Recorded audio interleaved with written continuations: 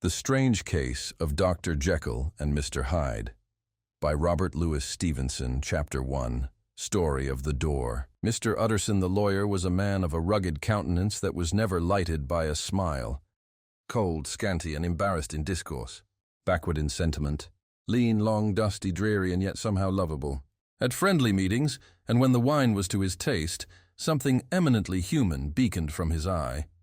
Something indeed which never found its way into his talk, but which spoke not only in these silent symbols of the after-dinner face, but more often and loudly in the acts of his life.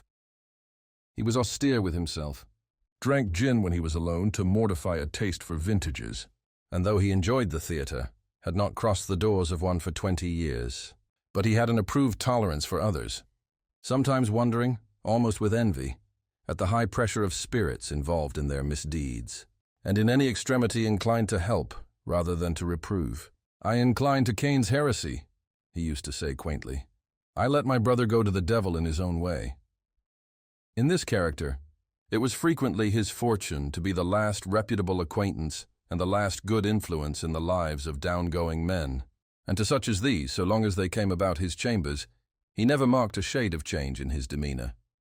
No doubt the feat was easy to Mr. Utterson, for he was undemonstrative at the best, and even his friendship seemed to be founded in a similar catholicity of good nature. It is the mark of a modest man to accept his friendly circle, ready-made from the hands of opportunity. And that was the lawyer's way. His friends were those of his own blood, or those whom he had known the longest. His affections, like ivy, were the growth of time. They implied no aptness in the object.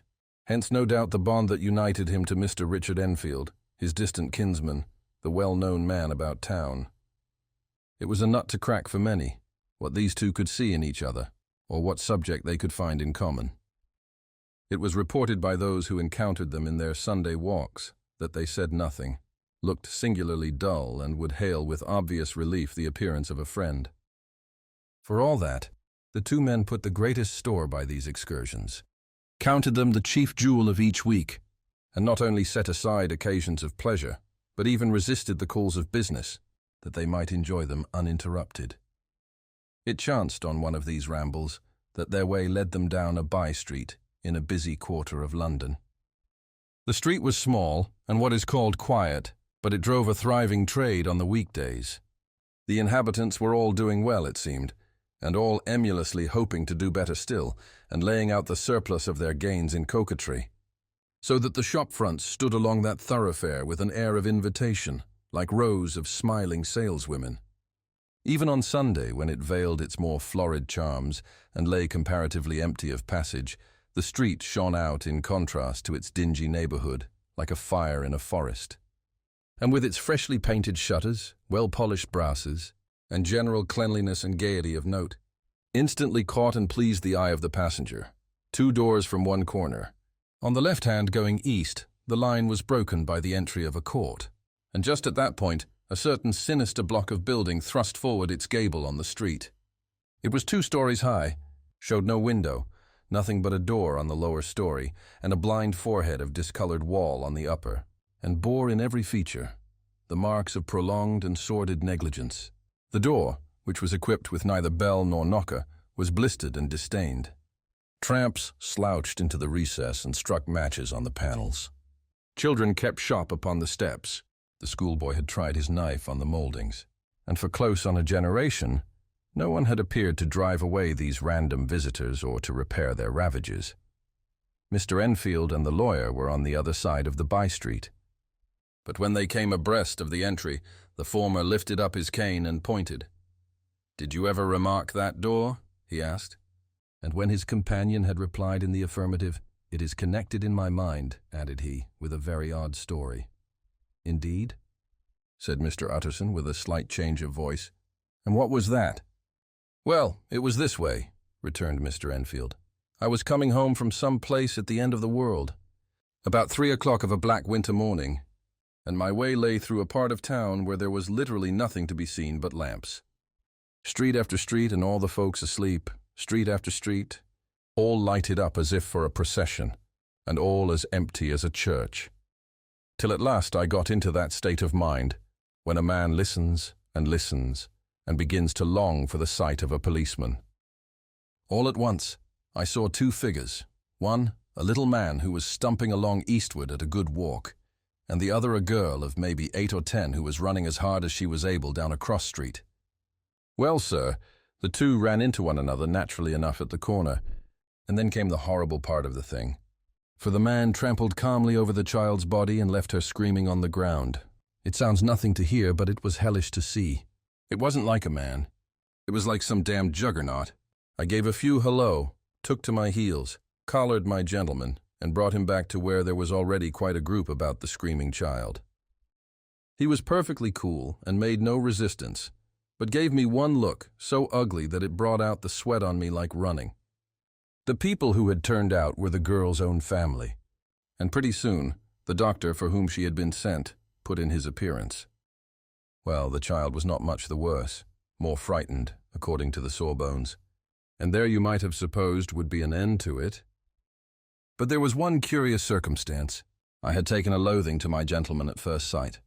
So had the child's family, which was only natural. But the doctor's case was what struck me. He was the usual cut-and-dry apothecary, of no particular age and color, with a strong Edinburgh accent and about as emotional as a bagpipe. Well, sir, he was like the rest of us. Every time he looked at my prisoner, I saw that Sawbones turned sick and white with the desire to kill him. I knew what was in his mind, just as he knew what was in mine. And killing being out of the question, we did the next best. We told the man we could and would make such a scandal out of this as should make his name stink from one end of London to the other. If he had any friends or any credit, we undertook that he should lose them.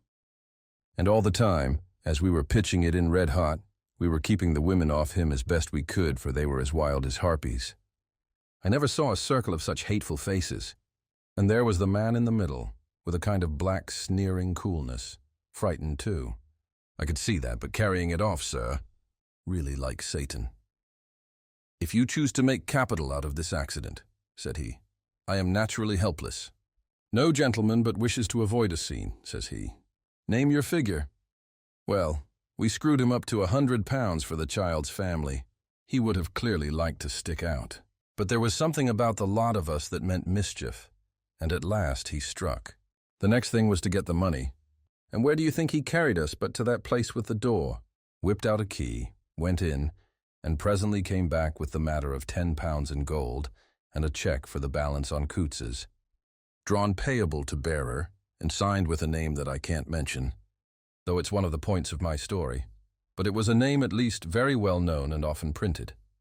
The figure was stiff, but the signature was good for more than that if it was only genuine. I took the liberty of pointing out to my gentleman that the whole business looked apocryphal, and that a man does not, in real life, walk into a cellar door at 4 in the morning and come out with another man's check for close upon £100. But he was quite easy in sneering.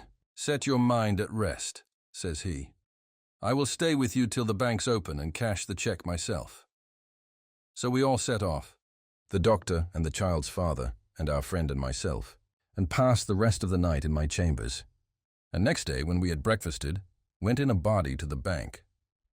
I gave in the check myself and said I had every reason to believe it was a forgery. Not a bit of it. The check was genuine. "Tut-tut," said Mr. Utterson. "I see you feel as I do," said Mr. Enfield. "Yes, it's a bad story. For my man was a fellow that nobody could have to do with, a really damnable man. And the person that drew the check is the very pink of the proprieties, celebrated too, and, what makes it worse, one of your fellows who do what they call good. Blackmail, I suppose. An honest man paying through the nose for some of the capers of his youth. Blackmail House is what I call the place with the door, in consequence. Though even that, you know, is far from explaining all," he added, and with the words fell into a vein of musing. From this he was recalled by Mr. Utterson asking rather suddenly, "And you don't know if the drawer of the check lives there?" "A likely place, isn't it?" returned Mr. Enfield. "But I happen to have noticed his address. He lives in some square or other." "And you never asked about the place with the door?" said Mr. Utterson. "No, sir." "I had a delicacy," was the reply. "I feel very strongly about putting questions. It partakes too much of the style of the Day of Judgment. You start a question, and it's like starting a stone. You sit quietly on the top of a hill, and away the stone goes, starting others. And presently some bland old bird, the last you would have thought of, is knocked on the head in his own back garden, and the family have to change their name. No, sir, I make it a rule of mine. The more it looks like Queer Street, the less I ask. A very good rule, too, said the lawyer. But I have studied the place for myself, continued Mr. Enfield. It seems scarcely a house. There is no other door, and nobody goes in or out of that one, but once in a great while, the gentleman of my adventure. There are 3 windows looking on the court on the first floor. None below. The windows are always shut, but they're clean. And then there is a chimney which is generally smoking. So somebody must live there, and yet it's not so sure. For the buildings are so packed together about the court that it's hard to say where one ends and another begins. The pair walked on again for a while in silence. And then, Enfield, said Mr. Utterson, that's a good rule of yours. Yes, I think it is, returned Enfield. But for all that, continued the lawyer, there's one point I want to ask. I want to ask the name of that man who walked over the child. Well, said Mr. Enfield, I can't see what harm it would do. It was a man of the name of Hyde. Said Mr. Utterson. What sort of a man is he to see? He is not easy to describe. There is something wrong with his appearance. Something displeasing, something downright detestable. I never saw a man I so disliked, and yet I scarce know why. He must be deformed somewhere. He gives a strong feeling of deformity, although I couldn't specify the point. He's an extraordinary-looking man, and yet I really can name nothing out of the way. No, sir, I can make no hand of it. I can't describe him, and it's not want of memory, for I declare I can see him this moment. Mr. Utterson again walked some way in silence and obviously under a weight of consideration. You are sure he used a key? He inquired at last. My dear sir, began Enfield, surprised out of himself. Yes, I know, said Utterson. I know it must seem strange. The fact is, if I do not ask you the name of the other party, it is because I know it already. You see, Richard, your tale has gone home. If you have been inexact in any point, you had better correct it. I think you might have warned me, returned the other with a touch of sullenness. But I have been pedantically exact, as you call it. The fellow had a key, and what's more, he has it still. I saw him use it not a week ago. Mr. Utterson sighed deeply, but said never a word. And the young man presently resumed. Here is another lesson to say nothing, said he. I am ashamed of my long tongue. Let us make a bargain never to refer to this again. With all my heart, said the lawyer. I shake hands on that, Richard. Chapter 2. Search for Mr. Hyde. That evening Mr. Utterson came home to his bachelor house in somber spirits and sat down to dinner without relish. It was his custom of a Sunday, when this meal was over, to sit close by the fire, a volume of some dry divinity on his reading desk, until the clock of the neighboring church rang out the hour of 12, when he would go soberly and gratefully to bed. On this night, however, as soon as the cloth was taken away, he took up a candle and went into his business room. There he opened his safe, took from the most private part of it a document endorsed on the envelope as Dr. Jekyll's will, and sat down with a clouded brow to study its contents.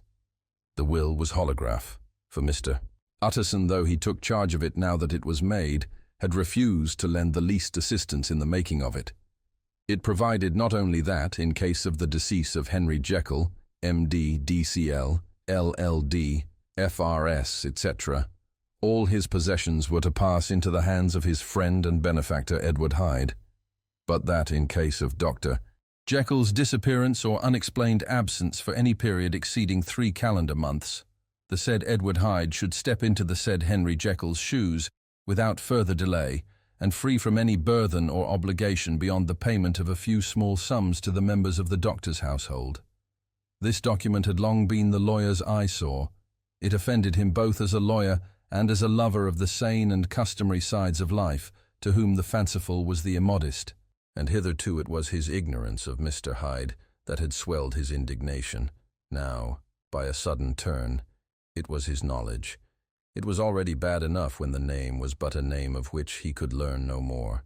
It was worse when it began to be clothed upon with detestable attributes. and out of the shifting, insubstantial mists that had so long baffled his eye, there leaped up the sudden, definite presentment of a fiend. "I thought it was madness," he said, as he replaced the obnoxious paper in the safe, "and now I begin to fear it is disgrace." With that, he blew out his candle, put on a greatcoat, and set forth in the direction of Cavendish Square, that citadel of medicine, where his friend, the great Dr. Lanyon, had his house and received his crowding patients.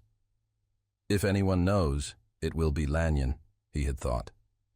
The solemn butler knew and welcomed him. He was subjected to no stage of delay, but ushered direct from the door to the dining room where Dr. Lanyon sat alone over his wine. This was a hearty, healthy, dapper, red-faced gentleman, with a shock of hair prematurely white and a boisterous and decided manner. At sight of Mr. Utterson, he sprang up from his chair and welcomed him with both hands. The geniality, as was the way of the man, was somewhat theatrical to the eye, but it reposed on genuine feeling. For these two were old friends, old mates both at school and college, both thorough respecters of themselves and of each other, and what does not always follow, men who thoroughly enjoyed each other's company. After a little rambling talk, the lawyer led up to the subject which so disagreeably preoccupied his mind. "I suppose, Lanyon," said he, "you and I must be the two oldest friends that Henry Jekyll has?" "I wish the friends were younger," chuckled Dr. Lanyon, "but I suppose we are. And what of that? I see little of him now." "Indeed," said Utterson, "I thought you had a bond of common interest." "We had," was the reply, "but it is more than 10 years since Henry Jekyll became too fanciful for me. He began to go wrong in mind, and though of course I continue to take an interest in him for old sake's sake, as they say, I see and I have seen devilish little of the man." "Such unscientific balderdash," added the doctor, flushing suddenly purple, "would have estranged Damon and Pythias." This little spirit of temper was somewhat of a relief to Mr. Utterson. They have only differed on some point of science, he thought, and being a man of no scientific passions, except in the matter of conveyancing, he even added, "It is nothing worse than that." He gave his friend a few seconds to recover his composure, and then approached the question he had come to put. "Did you ever come across a protégé of his, one Hyde?" he asked. "Hyde?"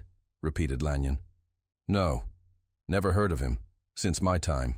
That was the amount of information that the lawyer carried back with him to the great dark bed on which he tossed to and fro until the small hours of the morning began to grow large. It was a night of little ease to his toiling mind, toiling in mere darkness and besieged by questions. 6 o'clock struck on the bells of the church that was so conveniently near to Mr. Utterson's dwelling, and still he was digging at the problem. Hitherto it had touched him on the intellectual side alone, but now his imagination also was engaged, or rather enslaved. And as he lay and tossed in the gross darkness of the night and the curtained room, Mr. Enfield's tale went by before his mind in a scroll of lighted pictures. He would be aware of the great field of lamps of a nocturnal city, then of the figure of a man walking swiftly, then of a child running from the doctors, and then these met, and that human juggernaut trod the child down and passed on regardless of her screams. Or else he would see a room in a rich house, where his friend lay asleep, dreaming and smiling at his dreams. And then the door of that room would be opened, the curtains of the bed plucked apart, the sleeper recalled, and lo, there would stand by his side a figure to whom power was given, and even at that dead hour he must rise and do its bidding. The figure in these two phases haunted the lawyer all night, and if at any time he dozed over, it was but to see it glide more stealthily through sleeping houses, or move the more swiftly, and still the more swiftly, even to dizziness, through wider labyrinths of lamp-lighted city, and at every street corner crush a child and leave her screaming. And still the figure had no face by which he might know it. Even in his dreams it had no face, or one that baffled him and melted before his eyes. And thus it was that there sprang up and grew apace in the lawyer's mind a singularly strong, almost an inordinate, curiosity to behold the features of the real Mr. Hyde. If he could but once set eyes on him, he thought the mystery would lighten and perhaps roll altogether away, as was the habit of mysterious things when well examined. He might see a reason for his friend's strange preference or bondage, call it which you please, and even for the startling clause of the will. At least it would be a face worth seeing, the face of a man who was without bowels of mercy, a face which had but to show itself to raise up, in the mind of the unimpressionable Enfield, a spirit of enduring hatred. From that time forward, Mr. Utterson began to haunt the door in the by-street of shops. In the morning before office hours, at noon when business was plenty and time scarce, at night under the face of the Fog City moon, by all lights and at all hours of solitude or concourse, the lawyer was to be found on his chosen post. If he be Mr. Hyde, he had thought, I shall be Mr. Seek. And at last his patience was rewarded. It was a fine, dry night, frost in the air, the streets as clean as a ballroom floor, the lamps unshaken by any wind, drawing a regular pattern of light and shadow. By 10 o'clock, when the shops were closed, the by-street was very solitary, and in spite of the low growl of London from all round, very silent. Small sounds carried far. Domestic sounds out of the houses were clearly audible on either side of the roadway, and the rumour of the approach of any passenger preceded him by a long time. Mr. Utterson had been some minutes at his post, when he was aware of an odd, light footstep drawing near. In the course of his nightly patrols, he had long grown accustomed to the quaint effect with which the footfalls of a single person, while he is still a great way off, suddenly spring out distinct from the vast hum and clatter of the city. Yet his attention had never before been so sharply and decisively arrested, and it was with a strong, superstitious prevision of success that he withdrew into the entry of the court. The steps drew swiftly nearer and swelled out suddenly louder as they turned the end of the street. The lawyer, looking forth from the entry, could soon see what manner of man he had to deal with. He was small and very plainly dressed, and the look of him, even at that distance, went somehow strongly against the watch's inclination. But he made straight for the door, crossing the roadway to save time, and as he came, he drew a key from his pocket like one approaching home. Mr. Utterson stepped out and touched him on the shoulder as he passed. Mr. Hyde, I think. Mr. Hyde shrank back with a hissing intake of the breath. But his fear was only momentary, and though he did not look the lawyer in the face, he answered coolly enough. That is my name. What do you want? I see you are going in, returned the lawyer. I am an old friend of Dr. Jekyll's, Mr. Utterson of Gaunt Street. You must have heard of my name, and meeting you so conveniently, I thought you might admit me. You will not find Dr. Jekyll. He is from home, replied Mr. Hyde, blowing in the key. And then suddenly, but still without looking up, How did you know me? He asked. On your side, said Mr. Utterson. Will you do me a favor? With pleasure, replied the other. What shall it be? Will you let me see your face? Asked the lawyer. Mr. Hyde appeared to hesitate, and then, as if upon some sudden reflection, fronted about with an air of defiance, and the pair stared at each other pretty fixedly for a few seconds. Now I shall know you again, said Mr. Utterson. It may be useful. Yes, returned Mr. Hyde.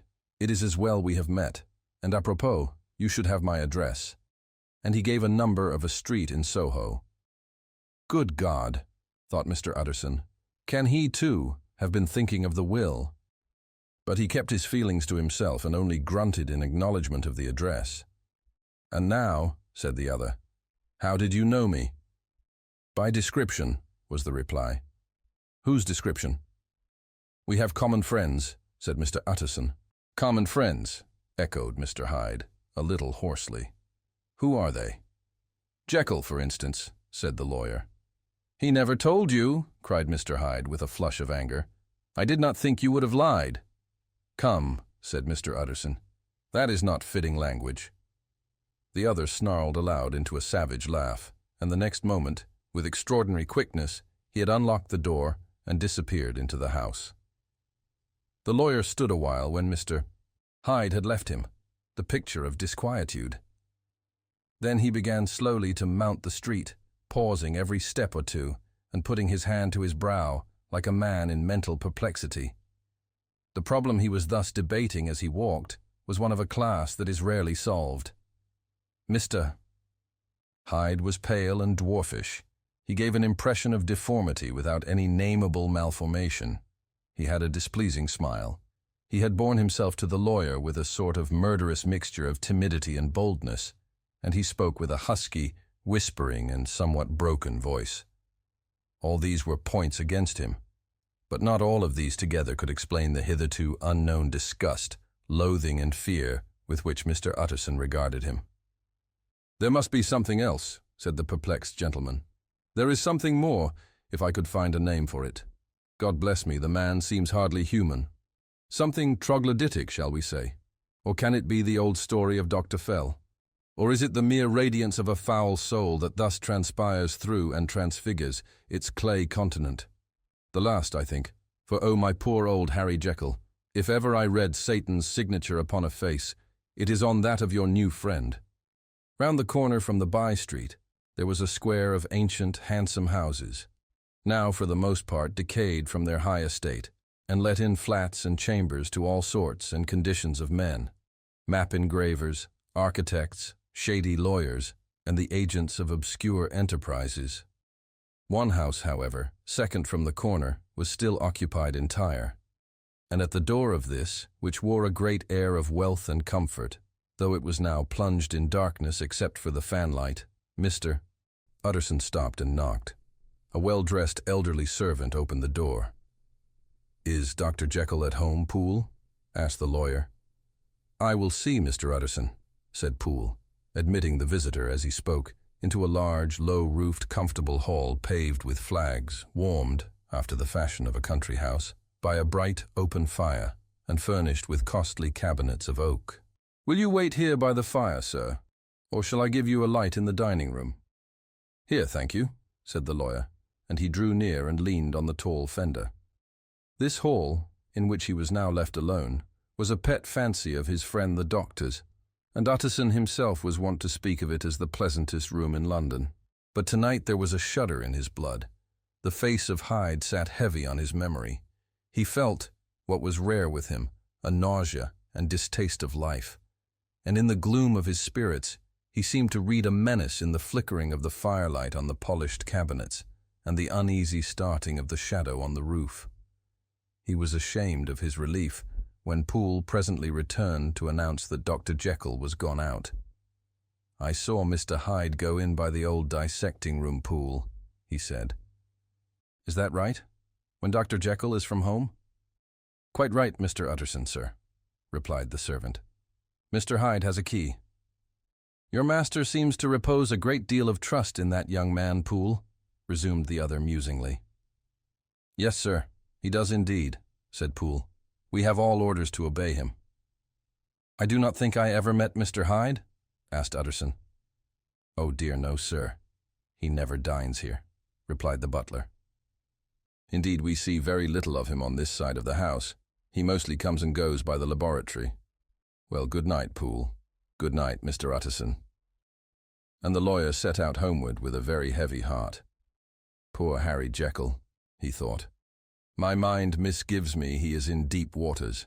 He was wild when he was young, a long while ago to be sure, but in the law of God there is no statute of limitations. Aye, it must be that. The ghost of some old sin, the cancer of some concealed disgrace, punishment coming, pede claudo, years after memory has forgotten and self-love condoned the fault.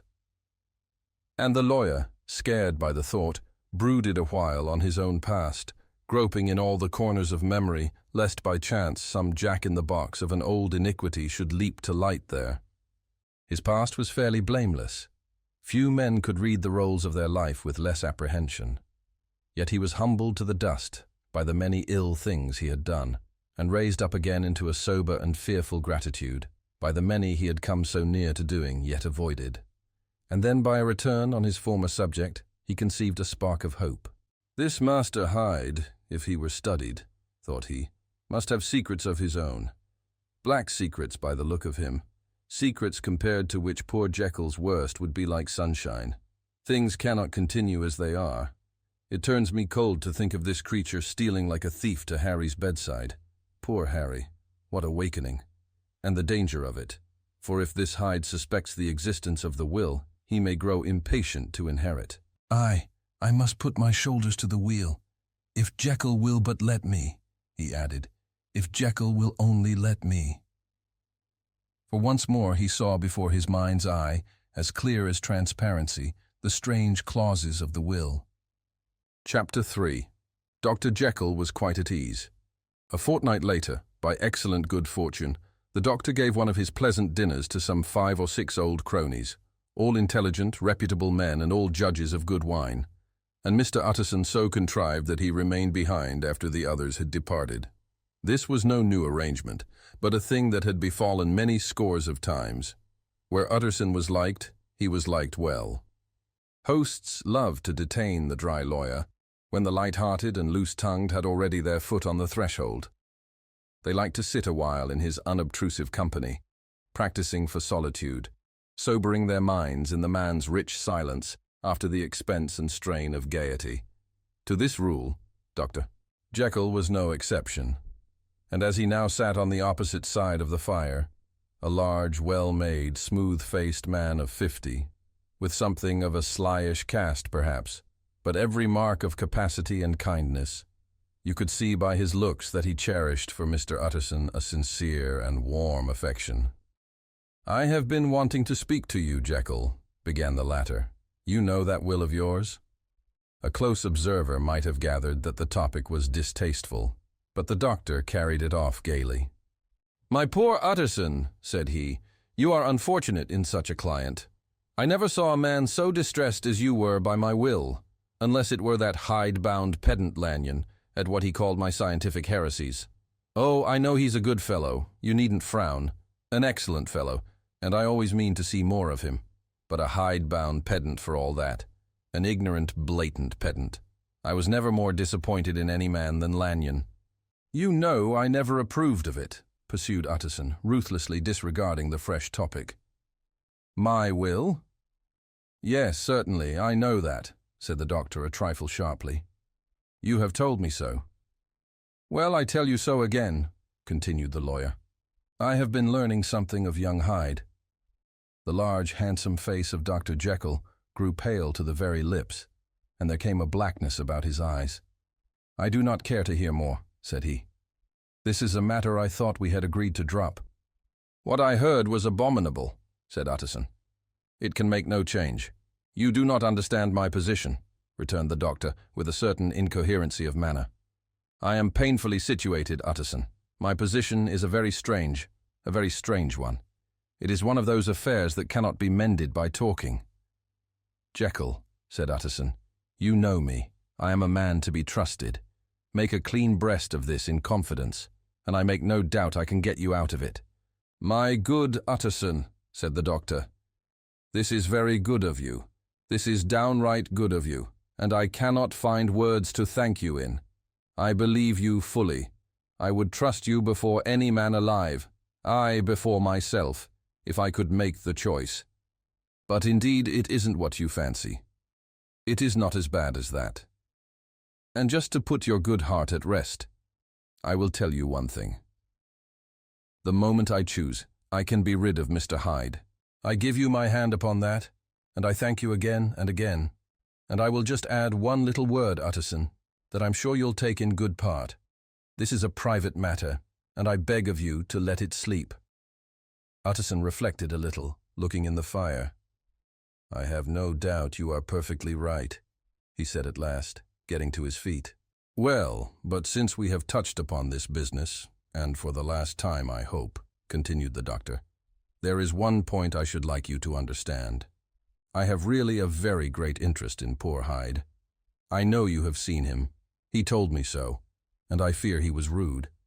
But I do sincerely take a very great interest in that young man. And if I am taken away, Utterson, I wish you to promise me that you will bear with him and get his rights for him. I think you would if you knew all, and it would be a weight off my mind if you would promise." "I can't pretend that I shall ever like him," said the lawyer. "I don't ask that," pleaded Jekyll, laying his hand upon the other's arm. I only ask for justice. I only ask you to help him for my sake, when I am no longer here." Utterson heaved an irrepressible sigh. "Well," said he, "I promise." Chapter 4.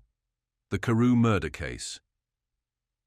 Nearly a year later, in the month of October, 18th, London was startled by a crime of singular ferocity and rendered all the more notable by the high position of the victim. The details were few and startling. A maidservant living alone in a house not far from the river had gone upstairs to bed about 11. Although a fog rolled over the city in the small hours, the early part of the night was cloudless, and the lane which the maid's window overlooked was brilliantly lit by the full moon. It seems she was romantically given, for she sat down upon her box, which stood immediately under the window, and fell into a dream of musing. Never, she used to say, with streaming tears, when she narrated that experience, never had she felt more at peace with all men or thought more kindly of the world. And as she so sat, she became aware of an aged, beautiful gentleman with white hair drawing near along the lane, and advancing to meet him, another and very small gentleman, to whom at first she paid less attention. When they had come within speech, which was just under the maid's eyes, the older man bowed and accosted the other with a very pretty manner of politeness. It did not seem as if the subject of his address were of great importance. Indeed, from his pointing, it sometimes appeared as if he were only inquiring his way. But the moon shone on his face as he spoke, and the girl was pleased to watch it. It seemed to breathe such an innocent and old-world kindness of disposition, yet with something high too, as of a well-founded self-content. Presently her eye wandered to the other, and she was surprised to recognize in him a certain Mr. Hyde, who had once visited her master and for whom she had conceived a dislike. He had in his hand a heavy cane, with which he was trifling, but he answered never a word, and seemed to listen with an ill-contained impatience. And then, all of a sudden, he broke out in a great flame of anger, stamping with his foot, brandishing the cane and carrying on, as the maid described it, like a madman. The old gentleman took a step back, with the air of one very much surprised and a trifle hurt. And at that, Mr. Hyde broke out of all bounds, and clubbed him to the earth. And next moment, with ape-like fury, he was trampling his victim underfoot and hailing down a storm of blows, under which the bones were audibly shattered and the body jumped upon the roadway. At the horror of these sights and sounds, the maid fainted. It was 2 o'clock when she came to herself and called for the police. The murderer was gone long ago, but there lay his victim in the middle of the lane, incredibly mangled. The stick with which the deed had been done, although it was of some rare and very tough and heavy wood, had broken in the middle under the stress of this insensate cruelty, and one splintered half had rolled in the neighboring gutter, the other without doubt had been carried away by the murderer. A purse and gold watch were found upon the victim, but no cards or papers, except a sealed and stamped envelope, which he had been probably carrying to the post, and which bore the name and address of Mr. Utterson. This was brought to the lawyer the next morning, before he was out of bed, and he had no sooner seen it and been told the circumstances, than he shot out a solemn lip. "I shall say nothing till I have seen the body," said he. "This may be very serious. Have the kindness to wait while I dress." And with the same grave countenance he hurried through his breakfast and drove to the police station, whither the body had been carried. As soon as he came into the cell, he nodded. "Yes," said he, "I recognize him. I am sorry to say that this is Sir Danvers Carew." "Good God, sir," exclaimed the officer, "is it possible?" And the next moment his eye lighted up with professional ambition. "This will make a deal of noise," he said, "and perhaps you can help us to the man." And he briefly narrated what the maid had seen and showed the broken stick. Mr. Utterson had already quailed at the name of Hyde, but when the stick was laid before him, he could doubt no longer. Broken and battered as it was, he recognized it for one that he had himself presented many years before to Henry Jekyll. "Is this Mr. Hyde a person of small stature?" he inquired. "Particularly small and particularly wicked-looking is what the maid calls him," said the officer. Mr. Utterson reflected, and then, raising his head, "If you will come with me in my cab," he said, "I think I can take you to his house."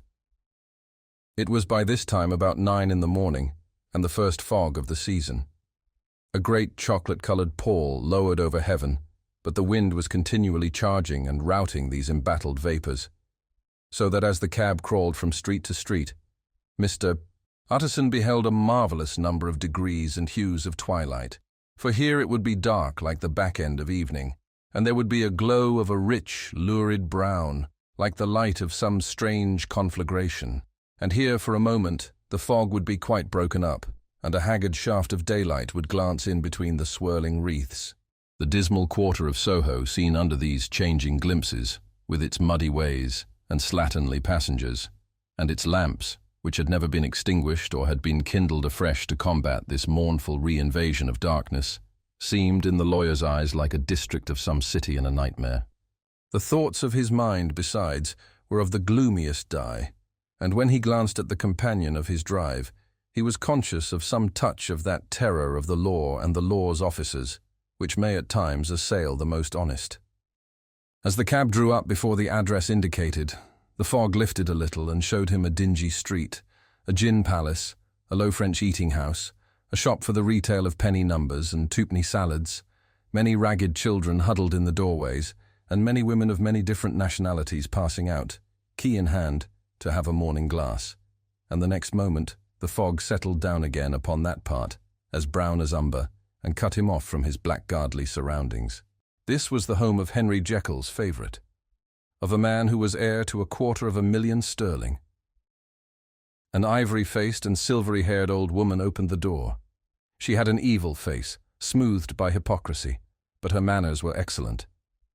Yes, she said, this was Mr. Hyde's, but he was not at home. He had been in that night very late, but he had gone away again in less than an hour. There was nothing strange in that. His habits were very irregular, and he was often absent. For instance, it was nearly 2 months since she had seen him till yesterday. "Very well, then.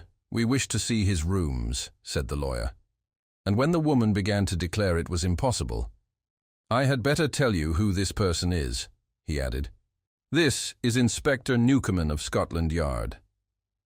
A flash of odious joy appeared upon the woman's face. "Ah," said she, "he is in trouble. What has he done?" Mr. Utterson and the inspector exchanged glances.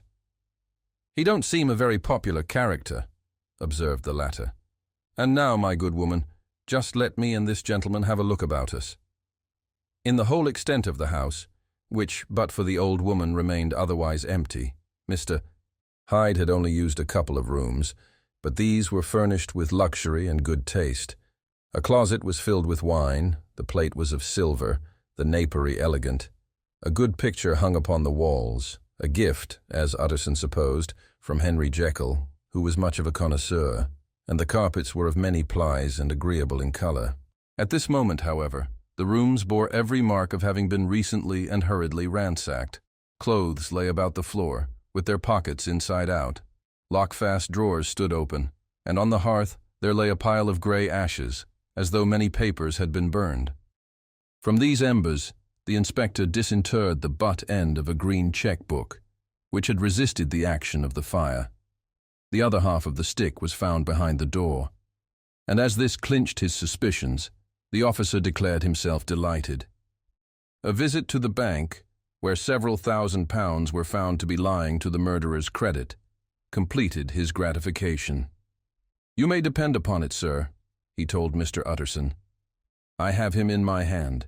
He must have lost his head, or he never would have left the stick, or above all, burned the cheque-book. Why, money's life to the man. We have nothing to do but wait for him at the bank and get out the handbills." This last, however, was not so easy of accomplishment, for Mr. Hyde had numbered few familiars. Even the master of the servant-maid had only seen him twice. His family could nowhere be traced. He had never been photographed, and the few who could describe him differed widely, as common observers will. Only on one point were they agreed, and that was the haunting sense of unexpressed deformity with which the fugitive impressed his beholders. Chapter 5. Incident of the Letter. It was late in the afternoon when Mr. Utterson found his way to Dr. Jekyll's door, where he was at once admitted by Poole and carried down by the kitchen offices and across a yard which had once been a garden to the building which was indifferently known as the laboratory or dissecting rooms. The doctor had bought the house from the heirs of a celebrated surgeon, and his own tastes being rather chemical than anatomical, had changed the destination of the block at the bottom of the garden. It was the first time that the lawyer had been received in that part of his friend's quarters, and he eyed the dingy, windowless structure with curiosity and gazed round with a distasteful sense of strangeness as he crossed the theatre, once crowded with eager students and now lying gaunt and silent, the tables laden with chemical apparatus, the floor strewn with crates and littered with packing straw, and the light falling dimly through the foggy cupola. At the further end, a flight of stairs mounted to a door covered with red baize, and through this Mr. Utterson was at last received into the doctor's cabinet. It was a large room fitted round with glass presses, furnished, among other things, with a cheval glass and a business table, and looking out upon the court by 3 dusty windows barred with iron. The fire burned in the grate. A lamp was set lighted on the chimney shelf, for even in the houses the fog began to lie thickly, and there, close up to the warmth, sat Dr. Jekyll, looking deathly sick. He did not rise to meet his visitor, but held out a cold hand and bade him welcome in a changed voice. "And now," said Mr. Utterson, as soon as Poole had left them, "you have heard the news?" The doctor shuddered. "They were crying it in the square," he said. "I heard them in my dining room." "One word," said the lawyer. "Carew was my client, but so are you, and I want to know what I am doing. You have not been mad enough to hide this fellow?" "Utterson, I swear to God," cried the doctor, "I swear to God I will never set eyes on him again. I bind my honor to you that I am done with him in this world. It is all at an end. And indeed he does not want my help. You do not know him as I do. He is safe. He is quite safe. Mark my words, he will never more be heard of." The lawyer listened gloomily. He did not like his friend's feverish manner. "You seem pretty sure of him," said he, "and for your sake, I hope you may be right. If it came to a trial, your name might appear." "I am quite sure of him," replied Jekyll. "I have grounds for certainty that I cannot share with anyone. But there is one thing on which you may advise me. I have received a letter, and I am at a loss whether I should show it to the police. I should like to leave it in your hands, Utterson. You would judge wisely, I'm sure. I have so great a trust in you." "You fear, I suppose, that it might lead to his detection?" asked the lawyer. "No," said the other. "I cannot say that I care what becomes of Hyde. I am quite done with him. I was thinking of my own character, which this hateful business has rather exposed." Utterson ruminated a while. He was surprised at his friend's selfishness, and yet relieved by it. "Well," said he at last, "let me see the letter." The letter was written in an odd, upright hand and signed Edward Hyde, and it signified briefly enough that the writer's benefactor, Dr. Jekyll, whom he had long so unworthily repaid for 1,000 generosities, need labor under no alarm for his safety, as he had means of escape on which he placed a sure dependence. The lawyer liked this letter well enough. It put a better color on the intimacy than he had looked for, and he blamed himself for some of his past suspicions. "Have you the envelope?" he asked. "I burned it," replied Jekyll, "before I thought what I was about. But it bore no postmark. The note was handed in." "Shall I keep this and sleep upon it?" asked Utterson. "I wish you to judge for me entirely," was the reply. "I have lost confidence in myself."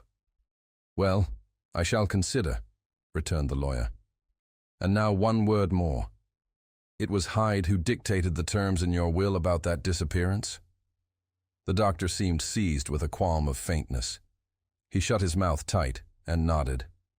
"I knew it," said Utterson. "He meant to murder you. You had a fine escape." "I've had what is far more to the purpose," returned the doctor solemnly. "I've had a lesson.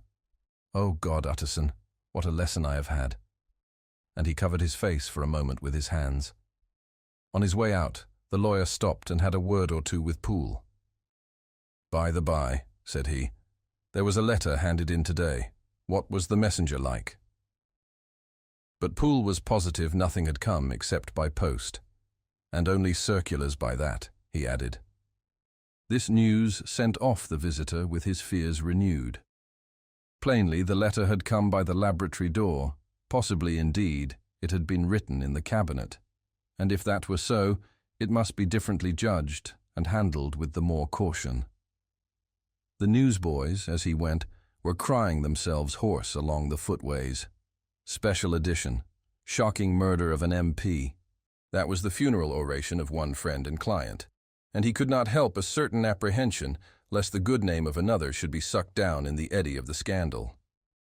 It was at least a ticklish decision that he had to make, and self-reliant as he was by habit, he began to cherish a longing for advice. It was not to be had directly, but perhaps, he thought, it might be fished for. Presently after, he sat on one side of his own hearth with Mr. Guest, his head clerk, upon the other, and midway between, at a nicely calculated distance from the fire, a bottle of a particular old wine that had long dwelt unsunned in the foundations of his house. The fog still slept on the wing above the drowned city, where the lamps glimmered like carbuncles, and through the muffle and smother of these fallen clouds, the procession of the town's life was still rolling in through the great arteries with a sound as of a mighty wind. But the room was gay with firelight. In the bottle the acids were long ago resolved. The imperial dye had softened with time, as the color grows richer in stained windows, and the glow of hot autumn afternoons on hillside vineyards was ready to be set free and to disperse the fogs of London. Insensibly, the lawyer melted. There was no man from whom he kept fewer secrets than Mr. Guest, and he was not always sure that he kept as many as he meant. Guest had often been on business to the doctor's. He knew Poole. He could scarce have failed to hear of Mr. Hyde's familiarity about the house. He might draw conclusions. Was it not as well, then, that he should see a letter which put that mystery to right? And above all, since Guest, being a great student and critic of handwriting, would consider the step natural and obliging. The clerk, besides, was a man of counsel. He could scarce read so strange a document without dropping a remark, and by that remark, Mr. Utterson might shape his future course. "This is a sad business about Sir Danvers," he said. "Yes, sir, indeed. It has elicited a great deal of public feeling," returned Guest. "The man, of course, was mad." "I should like to hear your views on that," replied Utterson. "I have a document here in his handwriting. It is between ourselves, for I scarce know what to do about it. It is an ugly business at the best, but there it is, quite in your way. A murderer's autograph." Guest's eyes brightened, and he sat down at once and studied it with passion. "No, sir," he said, "not mad, but it is an odd hand. And by all accounts a very odd writer," added the lawyer. Just then the servant entered with a note. "Is that from Dr. Jekyll, sir?" inquired the clerk. "I thought I knew the writing. Anything private, Mr. Utterson?" "Only an invitation to dinner. Why? Do you want to see it?" "One moment. I thank you, sir." And the clerk laid the 2 sheets of paper alongside and sedulously compared their contents. "Thank you, sir," he said at last, returning both. "It's a very interesting autograph." There was a pause, during which Mr. Utterson struggled with himself. "Why did you compare them, Guest?" he inquired suddenly. "Well, sir," returned the clerk, "there's a rather singular resemblance. The 2 hands are in many points identical, only differently sloped." "Rather quaint," said Utterson. "It is, as you say, rather quaint," returned Guest. "I wouldn't speak of this note, you know," said the master. "No, sir," said the clerk. "I understand." But no sooner was Mr. Utterson alone that night than he locked the note into his safe, where it reposed from that time forward. "What?" he thought. "Henry Jekyll forged for a murderer," and his blood ran cold in his veins. Chapter 6. Incident of Dr. Lanyon. Time ran on. Thousands of pounds were offered in reward, for the death of Sir Danvers was resented as a public injury.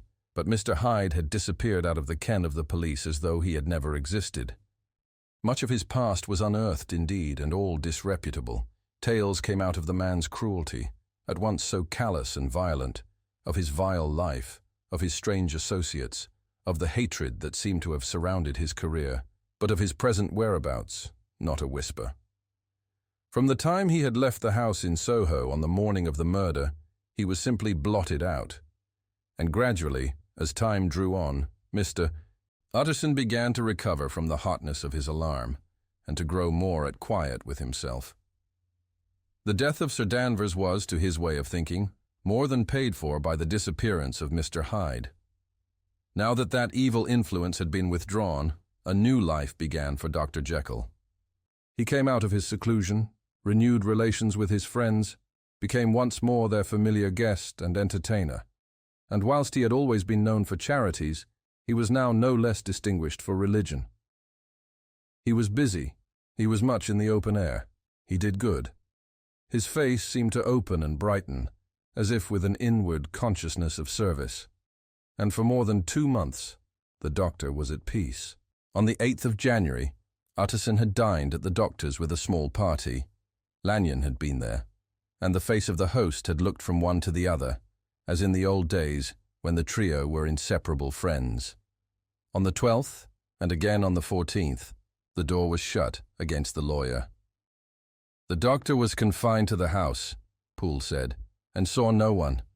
On the 15th he tried again, and was again refused. And having now been used for the last 2 months to see his friend almost daily, he found this return of solitude to weigh upon his spirits. The 5th night he had in guest to dine with him, and the 6th he betook himself to Dr. Lanyon's. There at least he was not denied admittance, but when he came in, he was shocked at the change which had taken place in the doctor's appearance. He had his death warrant written legibly upon his face. The rosy man had grown pale. His flesh had fallen away. He was visibly balder and older. And yet it was not so much these tokens of a swift physical decay that arrested the lawyer's notice, as a look in the eye and quality of manner that seemed to testify to some deep-seated terror of the mind. It was unlikely that the doctor should fear death, and yet that was what Utterson was tempted to suspect. Yes, he thought, he is a doctor. He must know his own state, and that his days are counted, and the knowledge is more than he can bear. And yet when Utterson remarked on his ill looks, it was with an air of great firmness that Lanyon declared himself a doomed man. "I have had a shock," he said, "and I shall never recover. It is a question of weeks. Well, life has been pleasant. I liked it. Yes, sir, I used to like it.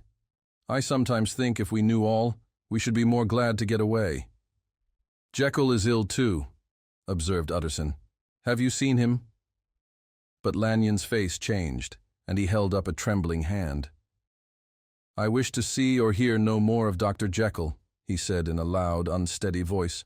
"I am quite done with that person, and I beg that you will spare me any allusion to one whom I regard as dead." "Tut, tut," said Mr. Utterson, and then after a considerable pause, "Can't I do anything?" he inquired. "We are 3 very old friends, Lanyon. We shall not live to make others." "Nothing can be done," returned Lanyon. "Ask himself." "He will not see me," said the lawyer. "I am not surprised at that," was the reply.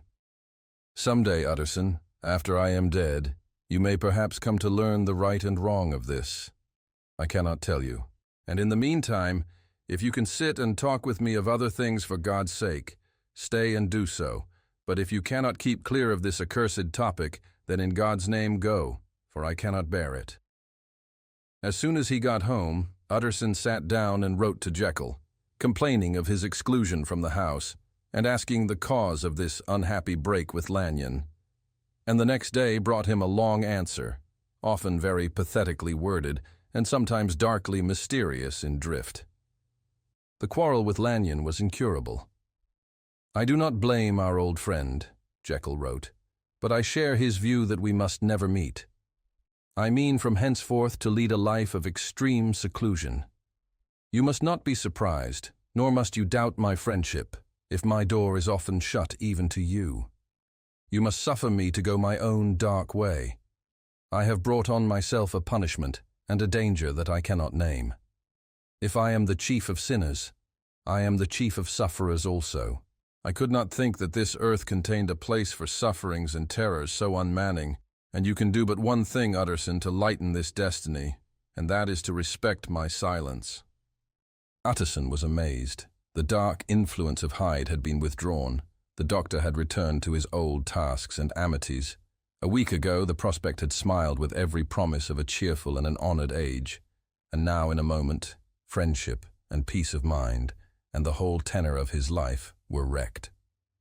So great and unprepared a change pointed to madness, but in view of Lanyon's manner and words, there must lie for it some deeper ground.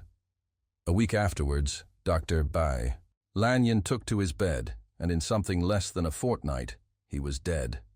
The night after the funeral, at which he had been sadly affected, Utterson locked the door of his business room, and sitting there by the light of a melancholy candle, drew out and set before him an envelope addressed by the hand and sealed with the seal of his dead friend.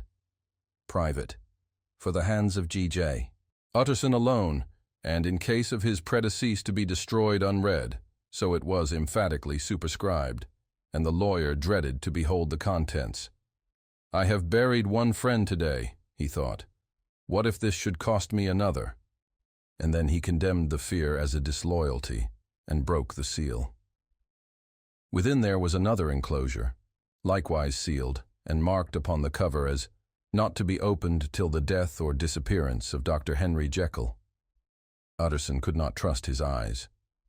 Yes, it was disappearance. Here again, as in the mad will which he had long ago restored to its author, here again were the idea of a disappearance and the name of Henry Jekyll bracketed.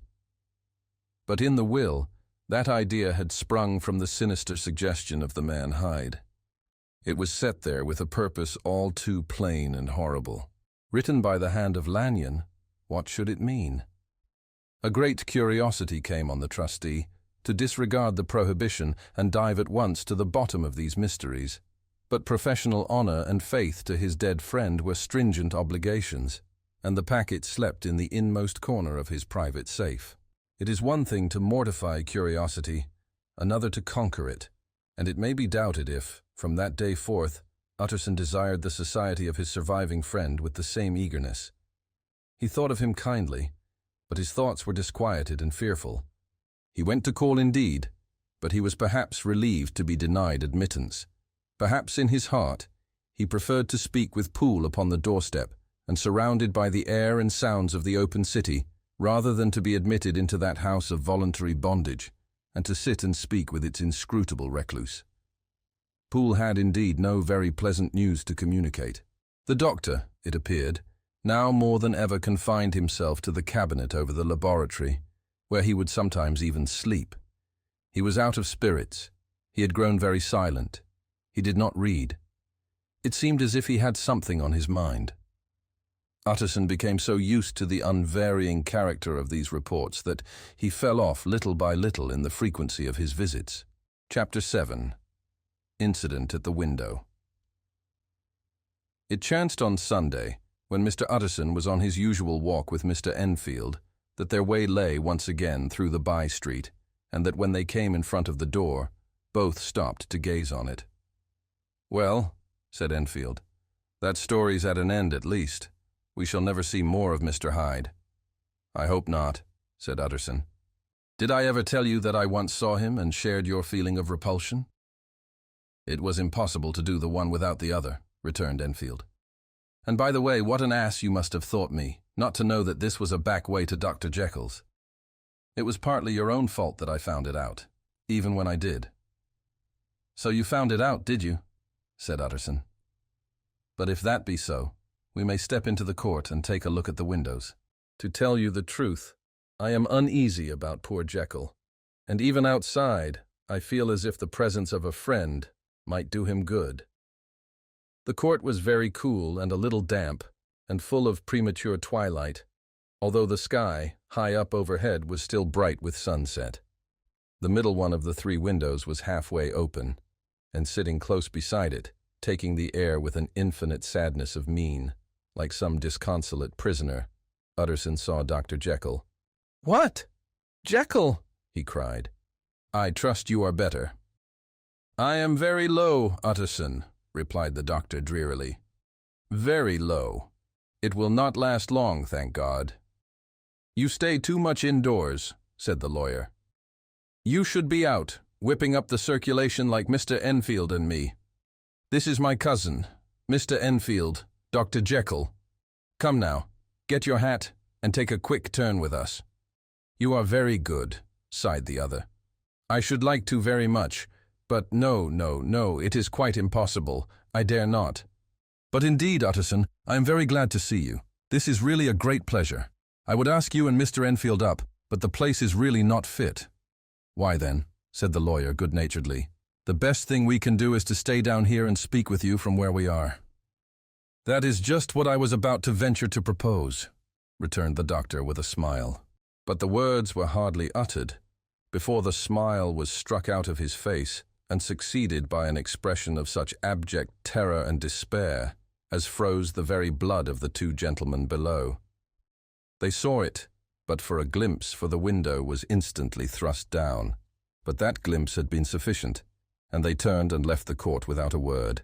In silence, too, they traversed the by-street.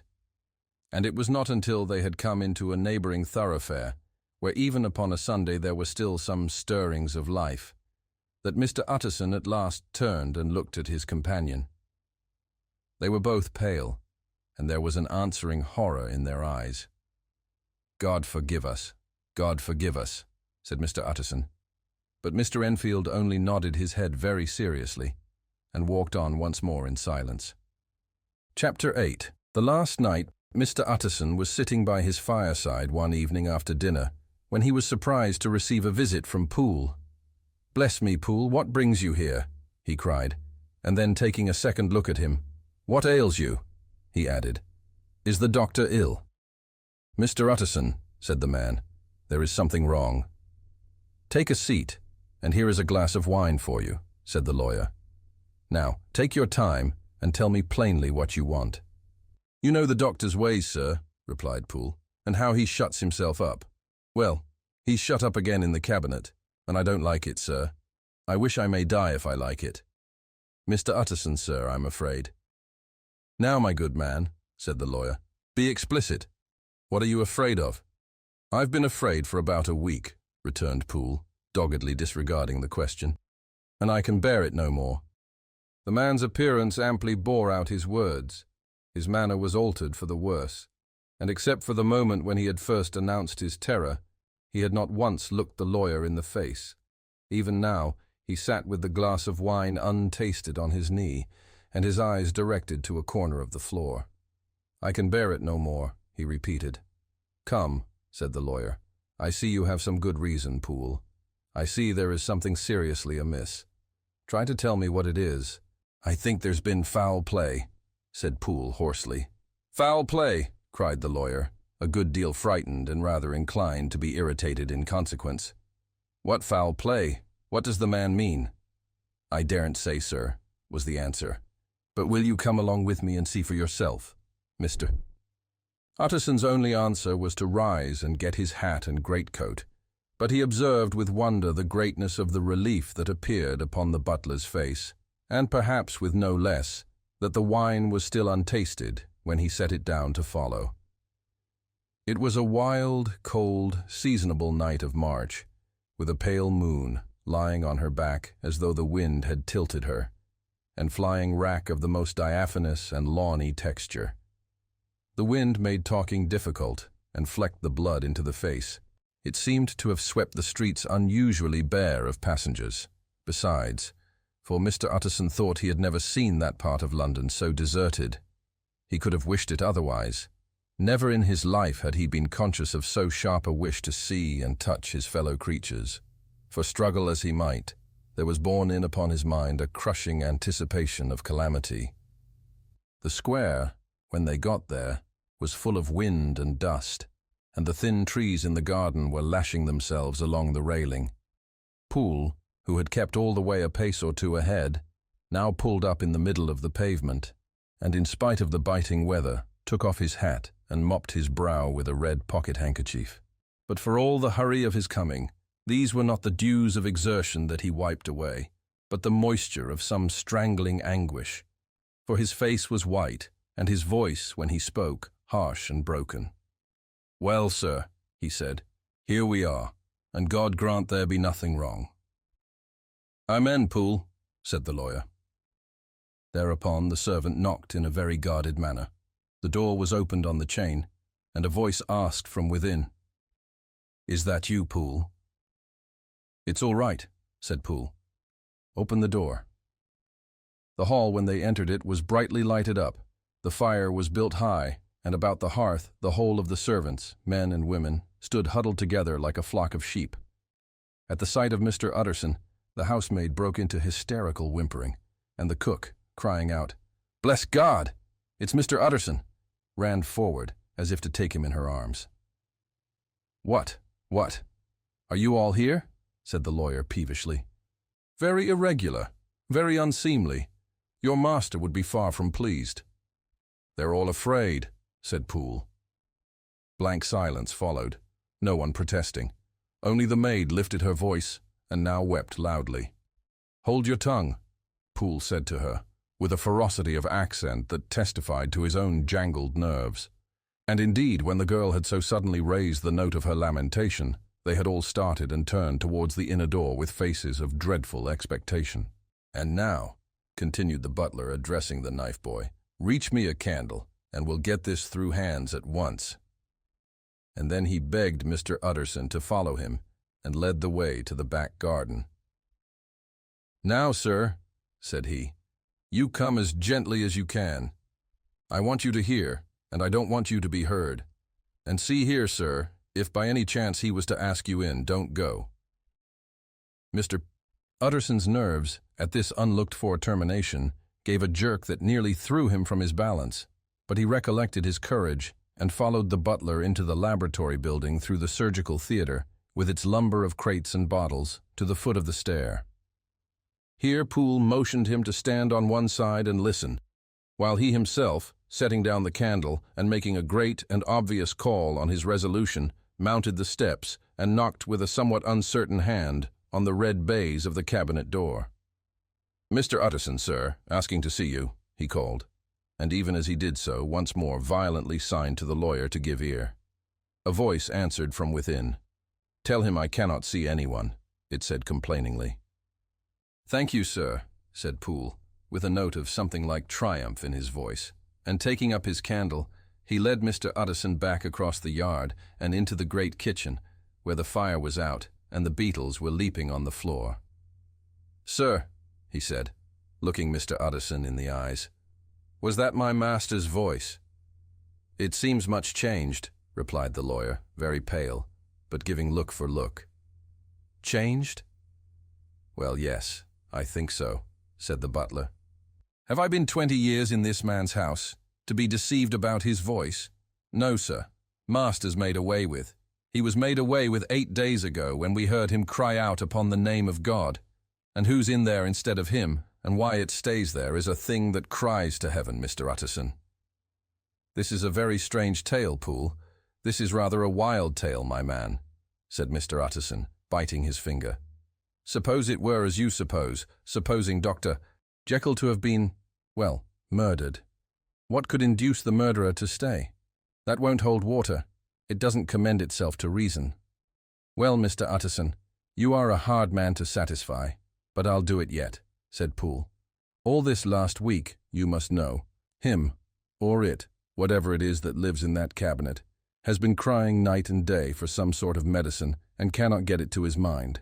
It was sometimes his way, the master's that is, to write his orders on a sheet of paper and throw it on the stair.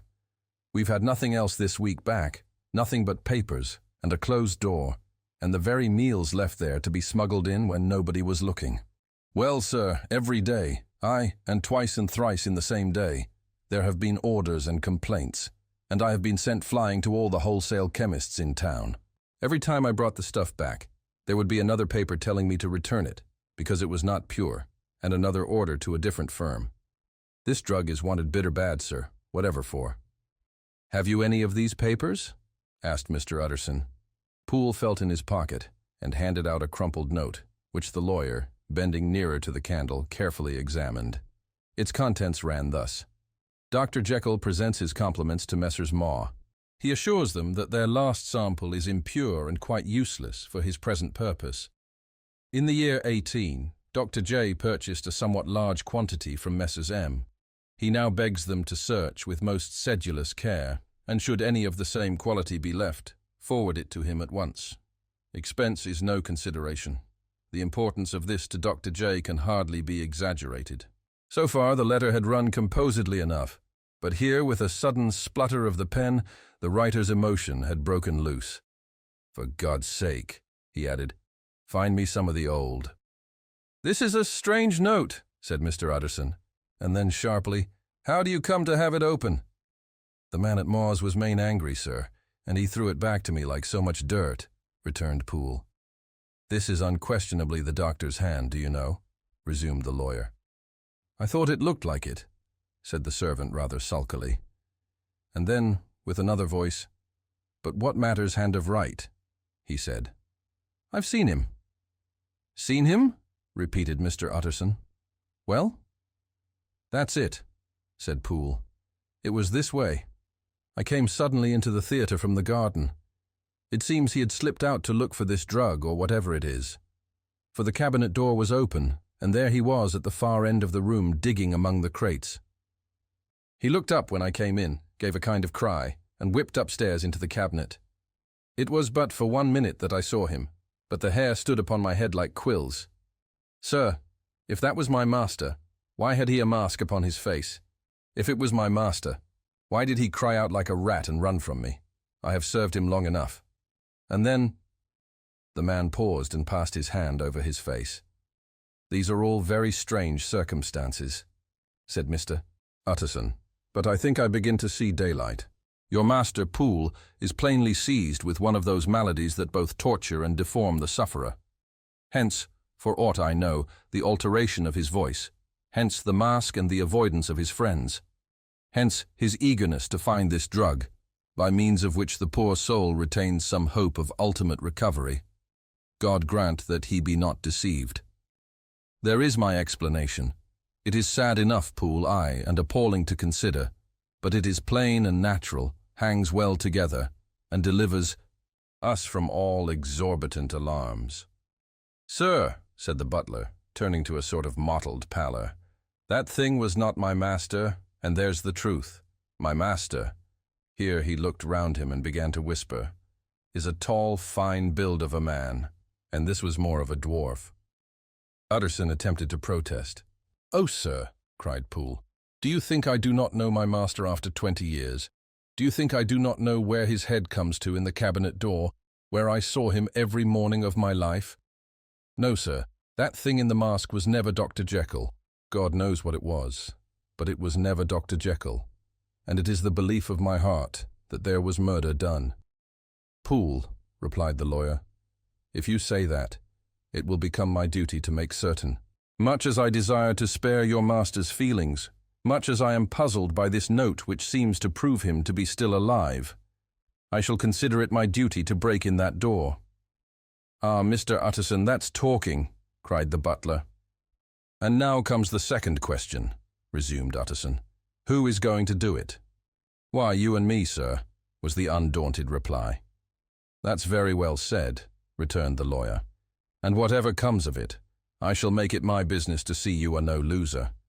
There is an axe in the theatre, continued Poole, and you might take the kitchen poker for yourself. The lawyer took that rude but weighty instrument into his hand and balanced it. Do you know, Poole, he said, looking up, that you and I are about to place ourselves in a position of some peril?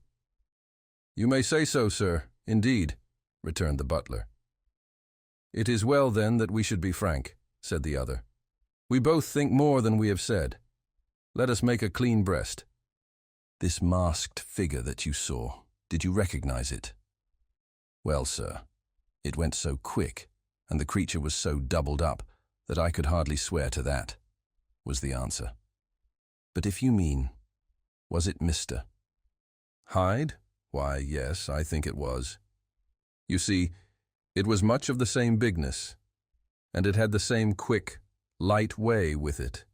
And then who else could have got in by the laboratory door? You have not forgot, sir, that at the time of the murder he had still the key with him? But that's not all. I don't know, Mr. Utterson, if you ever met this Mr. Hyde." "Yes," said the lawyer. "I once spoke with him." "Then you must know as well as the rest of us that there was something queer about that gentleman, something that gave a man a turn.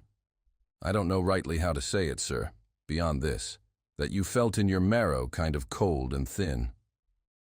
"I own I felt something of what you describe," said Mr. Utterson.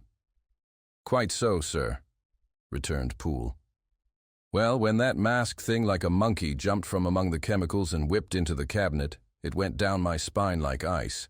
Oh, I know it's not evidence, Mr. Utterson. I'm book-learned enough for that. But a man has his feelings, and I give you my Bible word it was Mr. Hyde." "Aye, aye," said the lawyer. "My fears incline to the same point. Evil, I fear, founded. Evil was sure to come of that connection. Truly, I believe you.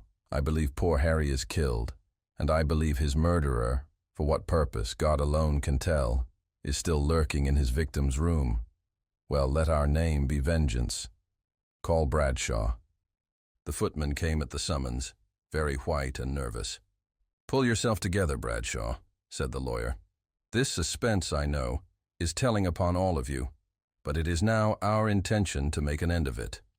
Poole, here, and I are going to force our way into the cabinet. If all is well, my shoulders are broad enough to bear the blame. Meanwhile, lest anything should really be amiss, or any malefactor seek to escape by the back, you and the boy must go round the corner with a pair of good sticks and take your post at the laboratory door. We give you 10 minutes to get to your stations." As Bradshaw left, the lawyer looked at his watch. "And now, Poole, let us get to ours," he said, and taking the poker under his arm, led the way into the yard. The scud had banked over the moon, and it was now quite dark. The wind, which only broke in puffs and draughts into that deep well of building, tossed the light of the candle to and fro about their steps until they came into the shelter of the theatre, where they sat down silently to wait. London hummed solemnly all around, but nearer at hand, the stillness was only broken by the sounds of a footfall moving to and fro along the cabinet floor. "So it will walk all day, sir," whispered Poole. "Aye, and the better part of the night." "Only when a new sample comes from the chemist there's a bit of a break. Ah, it's an ill conscience that's such an enemy to rest. Ah, sir, there's blood foully shed in every step of it. But hark again, a little closer. Put your heart in your ears, Mr. Utterson, and tell me, is that the doctor's foot?" The steps fell lightly and oddly, with a certain swing for all they went so slowly. It was different indeed from the heavy, creaking tread of Henry Jekyll. Utterson sighed. "Is there never anything else?" he asked. Poole nodded. "Once," he said. "Once I heard it weeping." "Weeping? How that?" said the lawyer, conscious of a sudden chill of horror. "Weeping like a woman or a lost soul," said the butler. "I came away with that upon my heart, that I could have wept too." But now the 10 minutes drew to an end. Poole disinterred the axe from under a stack of packing straw. The candle was set upon the nearest table to light them to the attack, and they drew near with bated breath to where that patient foot was still going up and down, in the quiet of the night. "Jekyll," cried Utterson with a loud voice, "I demand to see you." He paused a moment, but there came no reply. "I give you fair warning. Our suspicions are aroused, and I must and shall see you," he resumed. "If not by fair means, then by foul. If not of your consent, then by brute force." "Utterson," said the voice, "for God's sake, have mercy." "Ah, that's not Jekyll's voice, it's Hyde's," cried Utterson. "Down with the door, Poole." Poole swung the axe over his shoulder. The blow shook the building, and the red baize door leaped against the lock and hinges. A dismal screech, as of mere animal terror, rang from the cabinet. Up went the axe again, and again the panels crashed and the frame bounded. 4 times the blow fell. But the wood was tough, and the fittings were of excellent workmanship, and it was not until the 5th that the lock burst, and the wreck of the door fell inwards on the carpet. The besiegers, appalled by their own riot, and the stillness that had succeeded, stood back a little and peered in. There lay the cabinet before their eyes in the quiet lamplight, a good fire glowing and chattering on the hearth, the kettle singing its thin strain, a drawer or two open, papers neatly set forth on the business table, and nearer the fire the things laid out for tea, the quietest room, you would have said, and, but for the glazed presses full of chemicals, the most commonplace that night in London. Right in the middle there lay the body of a man sorely contorted and still twitching. They drew near on tiptoe, turned it on its back, and beheld the face of Edward Hyde. He was dressed in clothes far too large for him, clothes of the doctor's bigness. The cords of his face still moved with a semblance of life, but life was quite gone, and by the crushed file in the hand and the strong smell of kernels that hung upon the air, Utterson knew that he was looking on the body of a self-destroyer. "We have come too late," he said sternly, "whether to save or punish. Hyde is gone to his account, and it only remains for us to find the body of your master."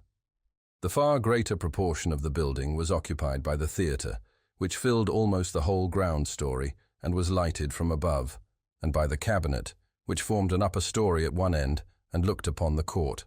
A corridor joined the theatre to the door on the by-street, and with this the cabinet communicated separately by a second flight of stairs. There were besides a few dark closets and a spacious cellar. All these they now thoroughly examined. Each closet needed but a glance, for all were empty, and all, by the dust that fell from their doors, had stood long unopened. The cellar indeed was filled with crazy lumber, mostly dating from the times of the surgeon who was Jekyll's predecessor. But even as they opened the door, they were advertised of the uselessness of further search by the fall of a perfect mat of cobweb, which had for years sealed up the entrance. Nowhere was there any trace of Henry Jekyll, dead or alive. Poole stamped on the flags of the corridor. "He must be buried here," he said, hearkening to the sound. "Or he may have fled," said Utterson, and he turned to examine the door in the by-street. It was locked, and lying nearby on the flags, they found the key, already stained with rust. "This does not look like use," observed the lawyer. "Use," echoed Poole. "Do you not see, sir, it is broken, much as if a man had stamped on it?" "Aye," continued Utterson, "and the fractures, too, are rusty." The two men looked at each other with a scare. "This is beyond me, Poole," said the lawyer. "Let us go back to the cabinet." They mounted the stair in silence, and still with an occasional awe-struck glance at the dead body, proceeded more thoroughly to examine the contents of the cabinet. At one table there were traces of chemical work, various measured heaps of some white salt being laid on glass saucers, as though for an experiment in which the unhappy man had been prevented. "That is the same drug that I was always bringing him," said Poole, and even as he spoke, the kettle, with a startling noise, boiled over. This brought them to the fireside, where the easy-chair was drawn cosily up, and the tea-things stood ready to the sitter's elbow, the very sugar in the cup. There were several books on a shelf. One lay beside the tea-things open, and Utterson was amazed to find it a copy of a pious work, for which Jekyll had several times expressed a great esteem, annotated, in his own hand, with startling blasphemies. Next, in the course of their review of the chamber, the searchers came to the cheval-glass, into whose depths they looked with an involuntary horror. But it was so turned as to show them nothing but the rosy glow playing on the roof, the fire sparkling in 100 repetitions along the glazed front of the presses, and their own pale and fearful countenances stooping to look in. "This glass has seen some strange things, sir," whispered Poole. "And surely none stranger than itself," echoed the lawyer in the same tones. "For what did Jekyll—" He caught himself up at the word with a start, and then conquering the weakness, "What could Jekyll want with it?" he said. "You may say that," said Poole. Next, they turned to the business table. On the desk, among the neat array of papers, a large envelope was uppermost, and bore, in the doctor's hand, the name of Mr. Utterson. The lawyer unsealed it, and several enclosures fell to the floor. The first was a will, drawn in the same eccentric terms as the one which he had returned 6 months before, to serve as a testament in case of death, and as a deed of gift in case of disappearance. But in place of the name of Edward Hyde, the lawyer, with indescribable amazement, read the name of Gabriel John Utterson. He looked at Poole, and then back at the paper, and last of all at the dead malefactor stretched upon the carpet. "My head goes round," he said. "He has been all these days in possession. He had no cause to like me. He must have raged to see himself displaced, and he has not destroyed this document." He caught up the next paper. It was a brief note in the doctor's hand, and dated at the top. "Oh, Poole," the lawyer cried, "he was alive and here this day. He cannot have been disposed of in so short a space. He must be still alive. He must have fled. And then, why fled? And how? And in that case, can we venture to declare this suicide? Oh, we must be careful. I foresee that we may yet involve your master in some dire catastrophe." "Why don't you read it, sir?" asked Poole. "Because I fear," replied the lawyer solemnly. "God grant I have no cause for it." And with that he brought the paper to his eyes and read as follows. "My dear Utterson, when this shall fall into your hands, I shall have disappeared, under what circumstances I have not the penetration to foresee, but my instinct and all the circumstances of my nameless situation tell me that the end is sure and must be early. Go then, and first read the narrative which Lanyon warned me he was to place in your hands, and if you care to hear more, turn to the confession of your unworthy and unhappy friend, Henry Jekyll." Chapter 9. Dr. Lanyon's Narrative. On the 9th of January, now 4 days ago, I received by the evening delivery a registered envelope, addressed in the hand of my colleague and old school companion, Henry Jekyll. I was a good deal surprised by this, for we were by no means in the habit of correspondence. I had seen the man, dined with him indeed the night before, and I could imagine nothing in our intercourse that should justify formality of registration. The contents increased my wonder, for this is how the letter ran. 10th December, 18. Dear Lanyon, you are one of my oldest friends, and although we may have differed at times on scientific questions, I cannot remember, at least on my side, any break in our affection. There was never a day when, if you had said to me, "Jekyll, my life, my honor, my reason depend upon you," I would not have sacrificed my left hand to help you. Lanyon, my life, my honor, my reason are all at your mercy. If you fail me tonight, I am lost. You might suppose after this preface that I am going to ask you for something dishonorable to grant. Judge for yourself. I want you to postpone all other engagements for tonight. Aye, even if you were summoned to the bedside of an emperor, to take a cab, unless your carriage should be actually at the door, and with this letter in your hand for consultation, to drive straight to my house. Poole, my butler, has his orders. You will find him waiting your arrival with a locksmith. The door of my cabinet is then to be forced, and you are to go in alone, to open the glazed press, letter E, on the left hand, breaking the lock if it be shut, and to draw out, with all its contents as they stand, the fourth drawer from the top or, which is the same thing, the third from the bottom. In my extreme distress of mind I have a morbid fear of misdirecting you, but even if I am in error, you may know the right drawer by its contents. Some powders, a file, and a paper book. This drawer I beg of you to carry back with you to Cavendish Square exactly as it stands. That is the first part of the service. Now for the second. You should be back, if you set out at once on the receipt of this, long before midnight. But I will leave you that amount of margin, not only in the fear of one of those obstacles that can neither be prevented nor foreseen, but because an hour when your servants are in bed is to be preferred for what will then remain to do. At midnight, then, I have to ask you to be alone in your consulting room, to admit with your own hand into the house a man who will present himself in my name, and to place in his hands the drawer that you will have brought with you from my cabinet. Then you will have played your part and earned my gratitude completely. 5 minutes afterwards, if you insist upon an explanation, you will have understood that these arrangements are of capital importance, and that by the neglect of one of them, fantastic as they must appear, you might have charged your conscience with my death or the shipwreck of my reason.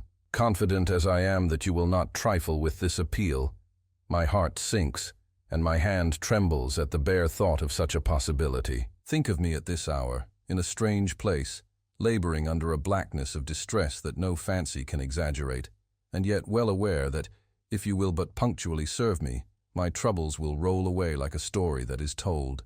Serve me, my dear Lanyon, and save your friend, H.J.P.S. I had already sealed this up, when a fresh terror struck upon my soul. It is possible that the post office may fail me, and this letter not come into your hands until tomorrow morning.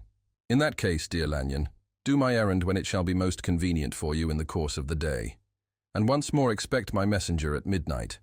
It may then already be too late, and if that night passes without event, you will know that you have seen the last of Henry Jekyll. Upon the reading of this letter, I made sure my colleague was insane. But till that was proved beyond the possibility of doubt, I felt bound to do as he requested. The less I understood of this farrago, the less I was in a position to judge of its importance, and an appeal so worded could not be set aside without a grave responsibility. I rose accordingly from table, got into a hansom, and drove straight to Jekyll's house. The butler was awaiting my arrival. He had received by the same post as mine a registered letter of instruction, and had sent at once for a locksmith and a carpenter. The tradesmen came while we were yet speaking, and we moved in a body to old Dr. Denman's surgical theatre, from which, as you are doubtless aware, Jekyll's private cabinet is most conveniently entered. The door was very strong, the lock excellent. The carpenter avowed he would have great trouble and have to do much damage if force were to be used, and the locksmith was near despair. But this last was a handy fellow, and after 2 hours' work, the door stood open. The press marked E was unlocked, and I took out the drawer, had it filled up with straw and tied in a sheet, and returned with it to Cavendish Square. Here I proceeded to examine its contents. The powders were neatly enough made up, but not with the nicety of the dispensing chemist, so that it was plain they were of Jekyll's private manufacture. And when I opened one of the wrappers, I found what seemed to me a simple crystalline salt of a white color. The phial, to which I next turned my attention, might have been about half full of a blood-red liquor, which was highly pungent to the sense of smell, and seemed to me to contain phosphorus and some volatile ether. At the other ingredients I could make no guess. The book was an ordinary version book, and contained little but a series of dates. These covered a period of many years, but I observed that the entries ceased nearly a year ago and quite abruptly. Here and there a brief remark was appended to a date, usually no more than a single word. Double, occurring perhaps 6 times in a total of several hundred entries, and once very early in the list and followed by several marks of exclamation, total failure. All this, though it whetted my curiosity, told me little that was definite. Here were a phial of some salt, and the record of a series of experiments that had led, like too many of Jekyll's investigations, to no end of practical usefulness. How could the presence of these articles in my house affect either the honor, the sanity, or the life of my flighty colleague? If his messenger could go to one place, why could he not go to another? And even granting some impediment, why was this gentleman to be received by me in secret?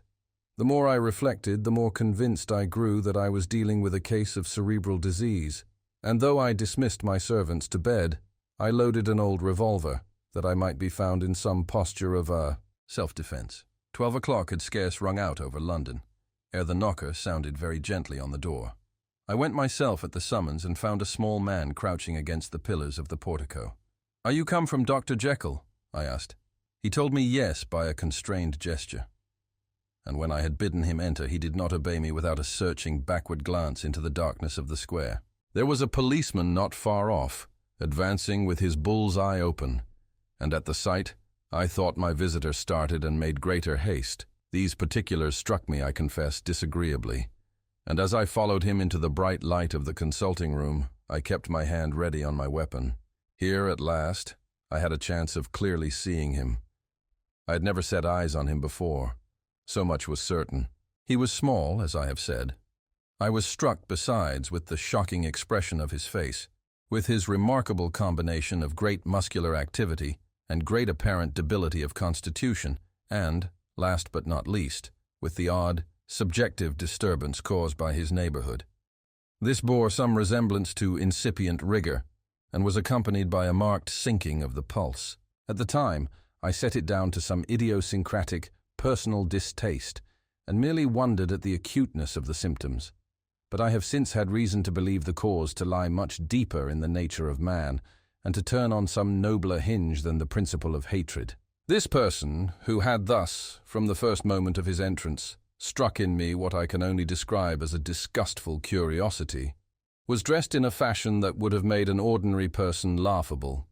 His clothes, that is to say, although they were of rich and sober fabric, were enormously too large for him in every measurement, the trousers hanging on his legs and rolled up to keep them from the ground, the waist of the coat below his haunches, and the collar sprawling wide upon his shoulders. Strange to relate, this ludicrous accoutrement was far from moving me to laughter.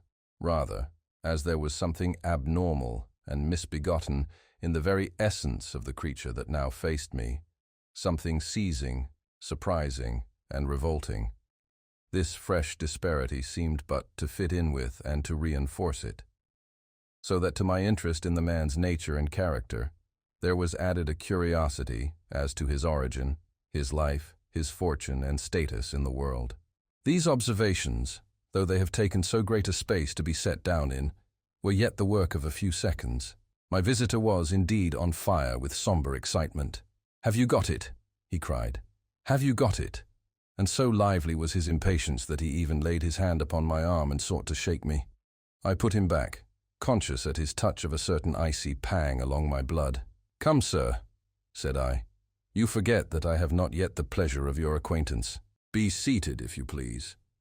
And I showed him an example, and sat down myself in my customary seat, and with as fair an imitation of my ordinary manner to a patient as the lateness of the hour, the nature of my preoccupations, and the horror I had of my visitor, would suffer me to muster.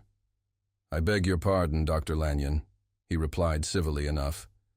"What you say is very well founded, and my impatience has shown its heels to my politeness. I come here at the instance of your colleague, Dr. Henry Jekyll, on a piece of business of some moment, and I understood." He paused and put his hand to his throat, and I could see, in spite of his collected manner, that he was wrestling against the approaches of the hysteria. I understood, a drawer. But here I took pity on my visitor's suspense, and some perhaps on my own growing curiosity. "There it is, sir," said I, pointing to the drawer, where it lay on the floor behind a table and still covered with the sheet. He sprang to it, and then paused, and laid his hand upon his heart. I could hear his teeth grate with the convulsive action of his jaws, and his face was so ghastly to see that I grew alarmed, both for his life and reason. "Compose yourself," said I.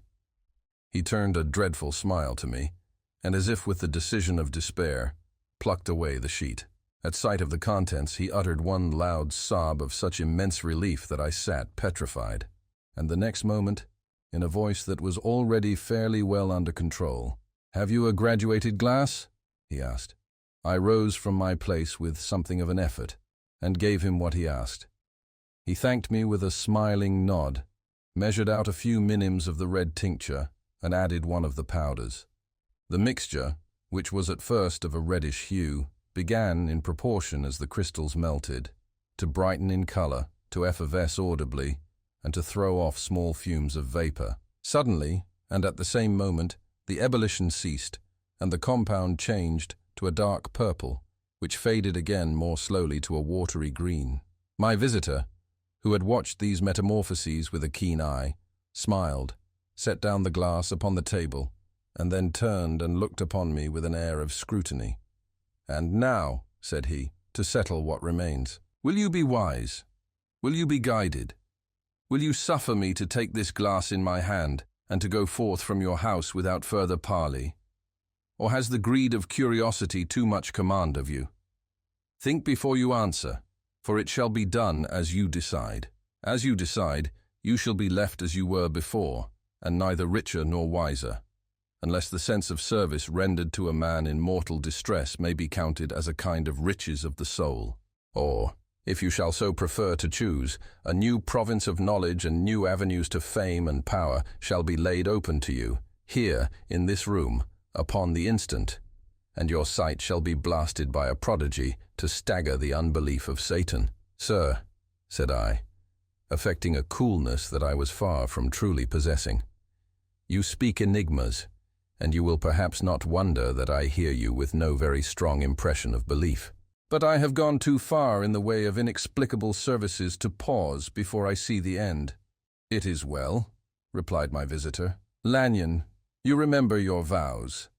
What follows is under the seal of our profession, and now, you who have so long been bound to the most narrow and material views, you who have denied the virtue of transcendental medicine, you who have derided your superiors, behold.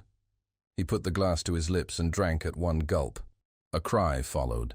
He reeled, staggered, clutched at the table and held on, staring with injected eyes, gasping with open mouth. And as I looked, there came, I thought, a change. He seemed to swell. His face became suddenly black, and the features seemed to melt and alter. And the next moment, I had sprung to my feet and leaped back against the wall, my arms raised to shield me from that prodigy, my mind submerged in terror. "Oh God!" I screamed. And "Oh God!" again and again, for there before my eyes, pale and shaken, and half fainting, and groping before him with his hands, like a man restored from death, there stood Henry Jekyll. What he told me in the next hour, I cannot bring my mind to set on paper. I saw what I saw, I heard what I heard, and my soul sickened at it. And yet now, when that sight has faded from my eyes, I ask myself if I believe it, and I cannot answer. My life is shaken to its roots. Sleep has left me. The deadliest terror sits by me at all hours of the day and night. And I feel that my days are numbered, and that I must die, and yet I shall die incredulous.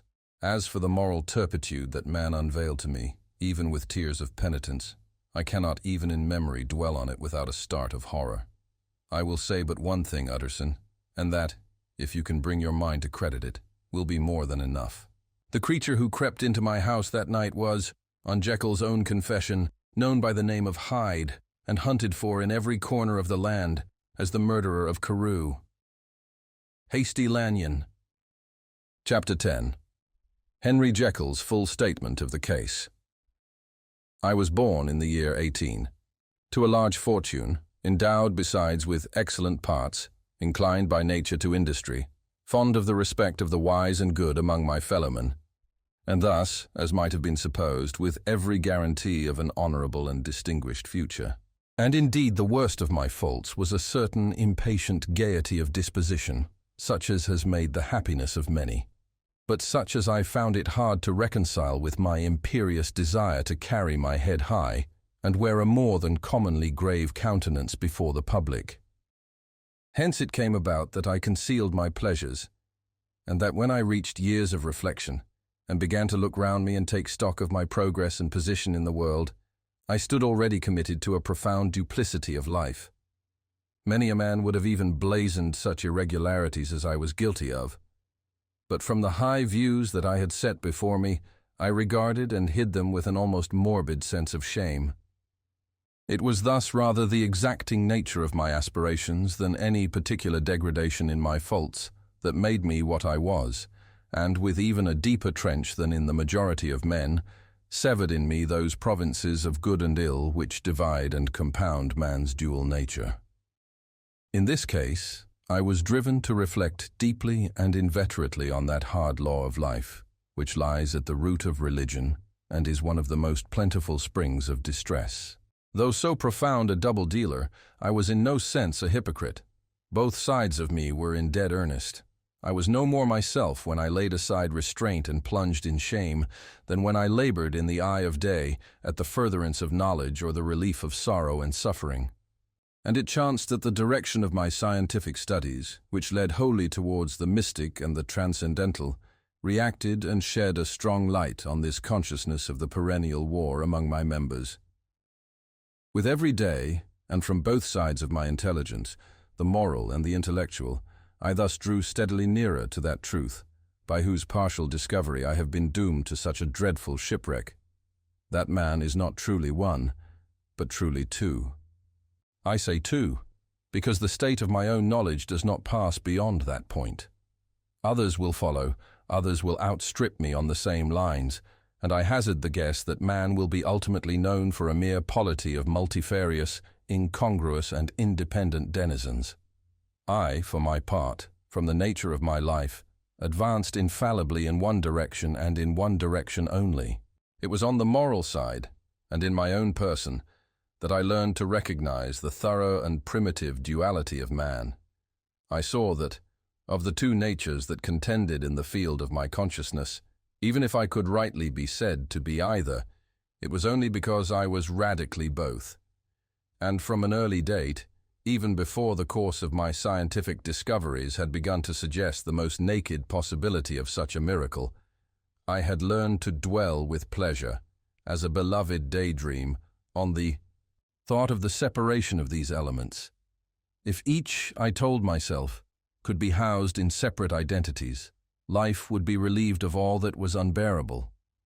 The unjust might go his way, delivered from the aspirations and remorse of his more upright twin, and the just could walk steadfastly and securely on his upward path, doing the good things in which he found his pleasure, and no longer exposed to disgrace and penitence by the hands of this extraneous evil. It was the curse of mankind that these incongruous faggots were thus bound together, that in the agonized womb of consciousness, these polar twins should be continuously struggling. How then were they dissociated? I was so far in my reflections when, as I have said, a sidelight began to shine upon the subject from the laboratory table. I began to perceive more deeply than it has ever yet been stated the trembling immateriality, the mist-like transience of this seemingly so solid body in which we walk attired. Certain agents I found to have the power to shake and pluck back that fleshly vestment, even as a wind might toss the curtains of a pavilion. For two good reasons, I will not enter deeply into this scientific branch of my confession. First, because I have been made to learn that the doom and burthen of our life is bound forever on man's shoulders, and when the attempt is made to cast it off, it but returns upon us with more unfamiliar and more awful pressure. Second, because, as my narrative will make, alas, too evident, my discoveries were incomplete. Enough, then, that I not only recognized my natural body from the mere aura and effulgence of certain of the powers that made up my spirit, but managed to compound a drug by which these powers should be dethroned from their supremacy, and a second form and countenance substituted, none the less natural to me, because they were the expression, and bore the stamp, of lower elements in my soul. I hesitated long before I put this theory to the test of practice. I knew well that I risked death, for any drug that so potently controlled and shook the very fortress of identity might, by the least scruple of an overdose, or at the least inopportunity in the moment of exhibition, utterly blot out that immaterial tabernacle which I looked to it to change. But the temptation of a discovery so singular and profound at last overcame the suggestions of alarm. I had long since prepared my tincture. I purchased at once from a firm of wholesale chemists a large quantity of a particular salt which I knew from my experiments to be the last ingredient required, and late one accursed night I compounded the elements, watched them boil and smoke together in the glass, and when the ebullition had subsided, with a strong glow of courage, drank off the potion. The most racking pangs succeeded, a grinding in the bones, deadly nausea, and a horror of the spirit that cannot be exceeded at the hour of birth or death. Then these agonies began swiftly to subside, and I came to myself as if out of a great sickness. There was something strange in my sensations, something indescribably new and, from its very novelty, incredibly sweet. I felt younger, lighter, happier in body. Within I was conscious of a heady recklessness, a current of disordered sensual images running like a mill race in my fancy, a solution of the bonds of obligation, an unknown but not an innocent freedom of the soul. I knew myself, at the first breath of this new life, to be more wicked, tenfold more wicked, sold a slave to my original evil. And the thought, in that moment, braced and delighted me like wine. I stretched out my hands, exulting in the freshness of these sensations. And in the act, I was suddenly aware that I had lost in stature. There was no mirror at that date in my room. That which stands beside me as I write was brought there later on, and for the very purpose of these transformations. The night, however, was far gone into the morning. The morning, black as it was nearly ripe for the conception of the day. The inmates of my house were locked in the most rigorous hours of slumber, and I determined, flushed as I was with hope and triumph, to venture in my new shape as far as to my bedroom. I crossed the yard, wherein the constellations looked down upon me. I could have thought with wonder, the first creature of that sort, that their unsleeping vigilance had yet disclosed to them. I stole through the corridors, a stranger in my own house, and coming to my room, I saw for the first time the appearance of Edward Hyde. I must here speak by theory alone, saying not that which I know, but that which I suppose to be most probable. The evil side of my nature, to which I had now transferred the stamping efficacy, was less robust and less developed than the good which I had just deposed. Again, in the course of my life, which had been after all 9/10 a life of effort, virtue, and control, it had been much less exercised and much less exhausted. And hence, as I think, it came about that Edward Hyde was so much smaller, slighter, and younger than Henry Jekyll. Even as good shone upon the countenance of the one, evil was written broadly and plainly on the face of the other. Evil besides, which I must still believe to be the lethal side of man, had left on that body an imprint of deformity and decay. And yet when I looked upon that ugly idol in the glass, I was conscious of no repugnance, rather of a leap of welcome. This too was myself. It seemed natural and human. In my eyes it bore a livelier image of the spirit.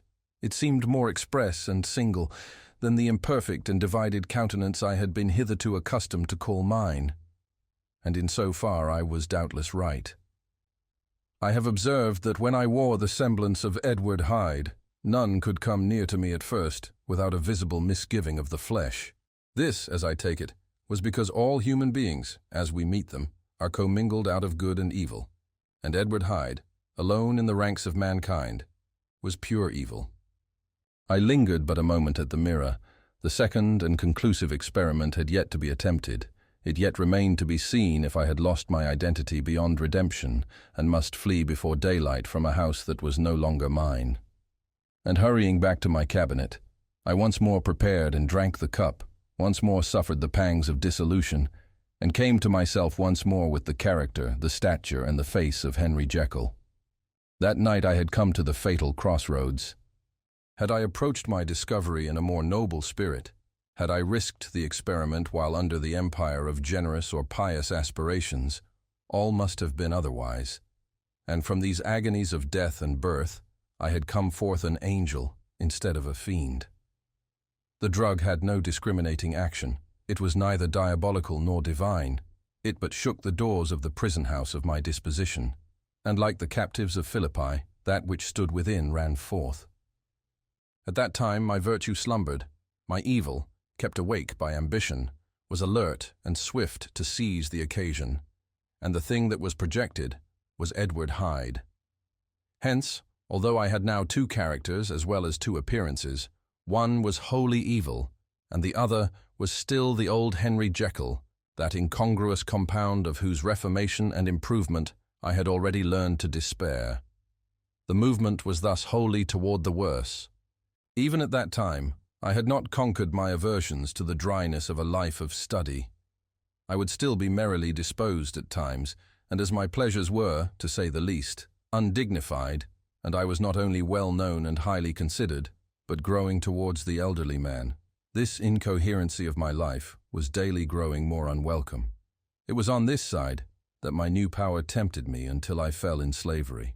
I had but to drink the cup, to doff at once the body of the noted professor, and to assume like a thick cloak that of Edward Hyde. I smiled at the notion. It seemed to me at the time to be humorous, and I made my preparations with the most studious care. I took and furnished that house in Soho, to which Hyde was tracked by the police, and engaged as a housekeeper, a creature whom I knew well to be silent and unscrupulous. On the other side, I announced to my servants that a Mr. Hyde, whom I described, was to have full liberty and power about my house in the square. And to parry mishaps, I even called and made myself a familiar object in my second character. I next drew up that will to which you so much objected, so that if anything befell me in the person of Dr. Jekyll, I could enter on that of Edward Hyde without pecuniary loss, and thus fortified, as I supposed, on every side, I began to profit by the strange immunities of my position.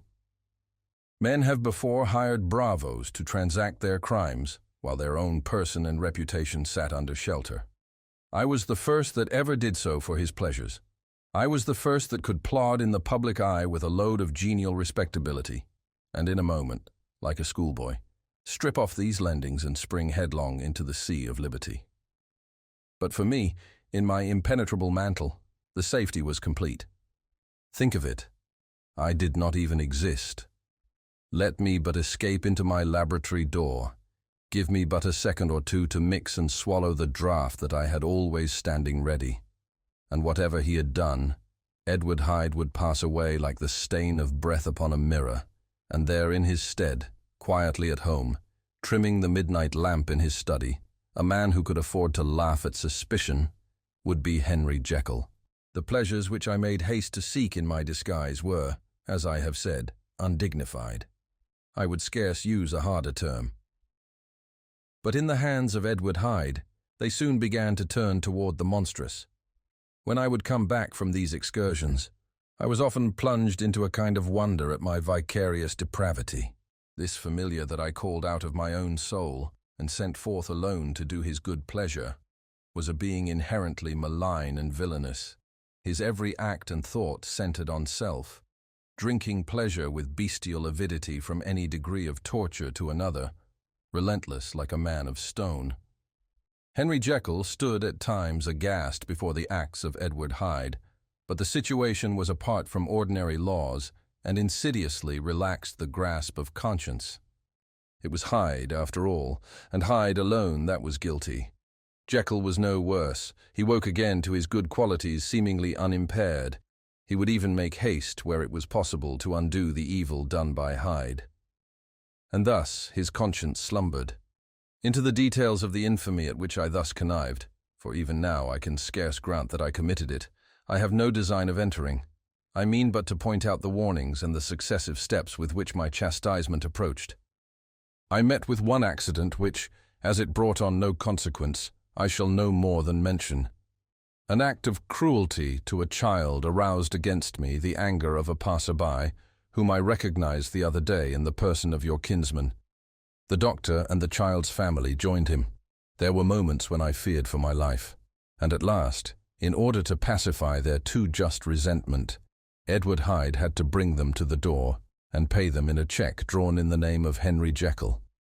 But this danger was easily eliminated from the future by opening an account at another bank in the name of Edward Hyde himself, and when, by sloping my own hand backward, I had supplied my double with a signature, I thought I sat beyond the reach of fate. Some 2 months before the murder of Sir Danvers, I had been out for one of my adventures, had returned at a late hour, and woke the next day in bed with somewhat odd sensations. It was in vain I looked about me. In vain I saw the decent furniture and tall proportions of my room in the square. In vain that I recognized the pattern of the bed curtains and the design of the mahogany frame. Something still kept insisting that I was not where I was, that I had not wakened where I seemed to be, but in the little room in Soho where I was accustomed to sleep in the body of Edward Hyde. I smiled to myself, and in my psychological way, began lazily to inquire into the elements of this illusion, occasionally, even as I did so, dropping back into a comfortable morning doze. I was still so engaged when, in one of my more wakeful moments, my eyes fell upon my hand. Now the hand of Henry Jekyll, as you have often remarked, was professional in shape and size. It was large, firm, white, and comely. But the hand which I now saw, clearly enough, in the yellow light of a mid-London morning, lying half shut on the bedclothes, was lean, corded, knuckly, of a dusky pallor, and thickly shaded with a swart growth of hair. It was the hand of Edward Hyde. I must have stared upon it for near half a minute, sunk as I was in the mere stupidity of wonder, before terror woke up in my breast as sudden and startling as the crash of cymbals. And bounding from my bed, I rushed to the mirror. At the sight that met my eyes, my blood was changed into something exquisitely thin and icy. Yes, I had gone to bed Henry Jekyll. I had awakened Edward Hyde. How was this to be explained? I asked myself. And then, with another bound of terror, how was it to be remedied? It was well on in the morning. The servants were up. All my drugs were in the cabinet. A long journey down 2 pairs of stairs, through the back passage, across the open court, and through the anatomical theatre. From where I was then standing, horror-struck, it might indeed be possible to cover my face. But of what use was that, when I was unable to conceal the alteration in my stature? And then, with an overpowering sweetness of relief, it came back upon my mind that the servants were already used to the coming and going of my second self. I had soon dressed, as well as I was able, in clothes of my own size, had soon passed through the house, where Bradshaw stared and drew back at seeing Mr. Hyde at such an hour and in such a strange array, and 10 minutes later, Dr. Jekyll had returned to his own shape and was sitting down, with a darkened brow, to make a feint of breakfasting. Small indeed was my appetite. This inexplicable incident, this reversal of my previous experience, seemed, like the Babylonian finger on the wall, to be spelling out the letters of my judgment, and I began to reflect more seriously than ever before on the issues and possibilities of my double existence. That part of me which I had the power of projecting had lately been much exercised and nourished. It had seemed to me of late as though the body of Edward Hyde had grown in stature, as though, when I wore that form, I were conscious of a more generous tide of blood, and I began to spy a danger that, if this were much prolonged, the balance of my nature might be permanently overthrown, the power of voluntary change be forfeited, and the character of Edward Hyde become irrevocably mine. The power of the drug had not been always equally displayed. Once, very early in my career, it had totally failed me. Since then, I had been obliged on more than one occasion to double, and once, with infinite risk of death, to treble the amount. And these rare uncertainties had cast hitherto the sole shadow on my contentment. Now, however, and in the light of that morning's accident, I was led to remark that whereas in the beginning the difficulty had been to throw off the body of Jekyll, it had of late, gradually but decidedly, transferred itself to the other side. All things therefore seemed to point to this, that I was slowly losing hold of my original and better self, and becoming slowly incorporated with my second and worse. Between these two, I now felt I had to choose. My two natures had memory in common, but all other faculties were most unequally shared between them. Jekyll, who was composite, now with the most sensitive apprehensions, now with a greedy gusto, projected and shared in the pleasures and adventures of Hyde. But Hyde was indifferent to Jekyll, or but remembered him as the mountain bandit remembers the cavern in which he conceals himself from pursuit. Jekyll had more than a father's interest. Hyde had more than a son's indifference. To cast in my lot with Jekyll was to die to those appetites which I had long secretly indulged and had of late begun to pamper. To cast it in with Hyde was to die to 1,000 interests and aspirations, and to become, at a blow and forever, despised and friendless. The bargain might appear unequal, but there was still another consideration in the scales. For while Jekyll would suffer smartingly in the fires of abstinence, Hyde would be not even conscious of all that he had lost. Strange as my circumstances were, the terms of this debate are as old and commonplace as man. Much the same inducements and alarms cast the die for any tempted and trembling sinner, and it fell out with me, as it falls with so vast a majority of my fellows, that I chose the better part, and was found wanting in the strength to keep to it. Yes, I preferred the elderly and discontented doctor, surrounded by friends and cherishing honest hopes, and bade a resolute farewell to the liberty, the comparative youth, the light step, leaping impulses and secret pleasures that I had enjoyed in the disguise of Hyde. I made this choice perhaps with some unconscious reservation, for I neither gave up the house in Soho nor destroyed the clothes of Edward Hyde, which still lay ready in my cabinet. For 2 months, however, I was true to my determination. For 2 months, I led a life of such severity as I had never before attained to, and enjoyed the compensations of an approving conscience. But time began at last to obliterate the freshness of my alarm. The praises of conscience began to grow into a thing of course. I began to be tortured with throes and longings, as of Hyde struggling after freedom. And at last, in an hour of moral weakness, I once again compounded and swallowed the transforming draught. I do not suppose that, when a drunkard reasons with himself upon his vice, he is once out of 500 times affected by the dangers that he runs through his brutish, physical insensibility.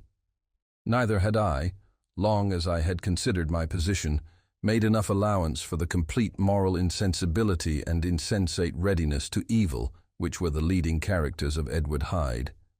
Yet it was by these that I was punished. My devil had been long caged, he came out roaring. I was conscious, even when I took the draught, of a more unbridled, a more furious propensity to ill. It must have been this, I suppose, that stirred in my soul that tempest of impatience with which I listened to the civilities of my unhappy victim. I declare, at least before God, no man morally sane could have been guilty of that crime upon so pitiful a provocation, and that I struck in no more reasonable spirit than that in which a sick child may break a plaything. But I had voluntarily stripped myself of all those balancing instincts by which even the worst of us continues to walk with some degree of steadiness among temptations, and in my case, to be tempted, however slightly, was to fall. Instantly the spirit of hell awoke in me and raged. With a transport of glee, I mauled the unresisting body, tasting delight from every blow, and it was not till weariness had begun to succeed that I was suddenly, in the top fit of my delirium, struck through the heart by a cold thrill of terror. A mist dispersed. I saw my life to be forfeit, and fled from the scene of these excesses, at once glorying and trembling, my lust of evil gratified and stimulated, my love of life screwed to the topmost peg. I ran to the house in Soho, and, to make assurance doubly sure, destroyed my papers. Thence I set out through the lamplit streets, in the same divided ecstasy of mind, gloating on my crime, light-headedly devising others in the future, and yet still hastening and still hearkening in my wake for the steps of the avenger. Hyde had a song upon his lips as he compounded the draught, and as he drank it, pledged the dead man. The pangs of transformation had not done tearing him, before Henry Jekyll, with streaming tears of gratitude and remorse, had fallen upon his knees and lifted his clasped hands to God. The veil of self-indulgence was rent from head to foot. I saw my life as a whole. I followed it up from the days of childhood, when I had walked with my father's hand, and through the self-denying toils of my professional life, to arrive again and again, with the same sense of unreality, at the damned horrors of the evening. I could have screamed aloud. I sought with tears and prayers to smother down the crowd of hideous images and sounds with which my memory swarmed against me. And still, between the petitions, the ugly face of my iniquity stared into my soul. As the acuteness of this remorse began to die away, it was succeeded by a sense of joy. The problem of my conduct was solved. Hyde was thenceforth impossible. Whether I would or not, I was now confined to the better part of my existence. And oh, how I rejoiced to think of it! With what willing humility I embraced anew the restrictions of natural life. With what sincere renunciation I locked the door by which I had so often gone and come, and ground the key under my heel. The next day came the news that the murder had not been overlooked, that the guilt of Hyde was patent to the world, and that the victim was a man high in public estimation. It was not only a crime, it had been a tragic folly. I think I was glad to know it, I think I was glad to have my better impulses thus buttressed and guarded by the terrors of the scaffold. Jekyll was now my city of refuge. Let but Hyde peep out an instant, and the hands of all men would be raised to take and slay him. I resolved in my future conduct to redeem the past, and I can say with honesty that my resolve was fruitful of some good. You know yourself how earnestly, in the last months of the last year, I labored to relieve suffering. You know that much was done for others, and that the days passed quietly, almost happily for myself. Nor can I truly say that I wearied of this beneficent and innocent life. I think instead that I daily enjoyed it more completely, but I was still cursed with my duality of purpose, and as the first edge of my penitence wore off, the lower side of me, so long indulged, so recently chained down, began to growl for license. Not that I dreamed of resuscitating Hyde. The bare idea of that would startle me to frenzy. No, it was in my own person that I was once more tempted to trifle with my conscience, and it was as an ordinary secret sinner that I at last fell before the assaults of temptation. There comes an end to all things. The most capacious measure is filled at last, and this brief condescension to my evil finally destroyed the balance of my soul. And yet I was not alarmed. The fall seemed natural, like a return to the old days before I had made my discovery. It was a fine, clear, January day, wet underfoot where the frost had melted, but cloudless overhead, and the Regent's Park was full of winter chirrupings and sweet with spring odors.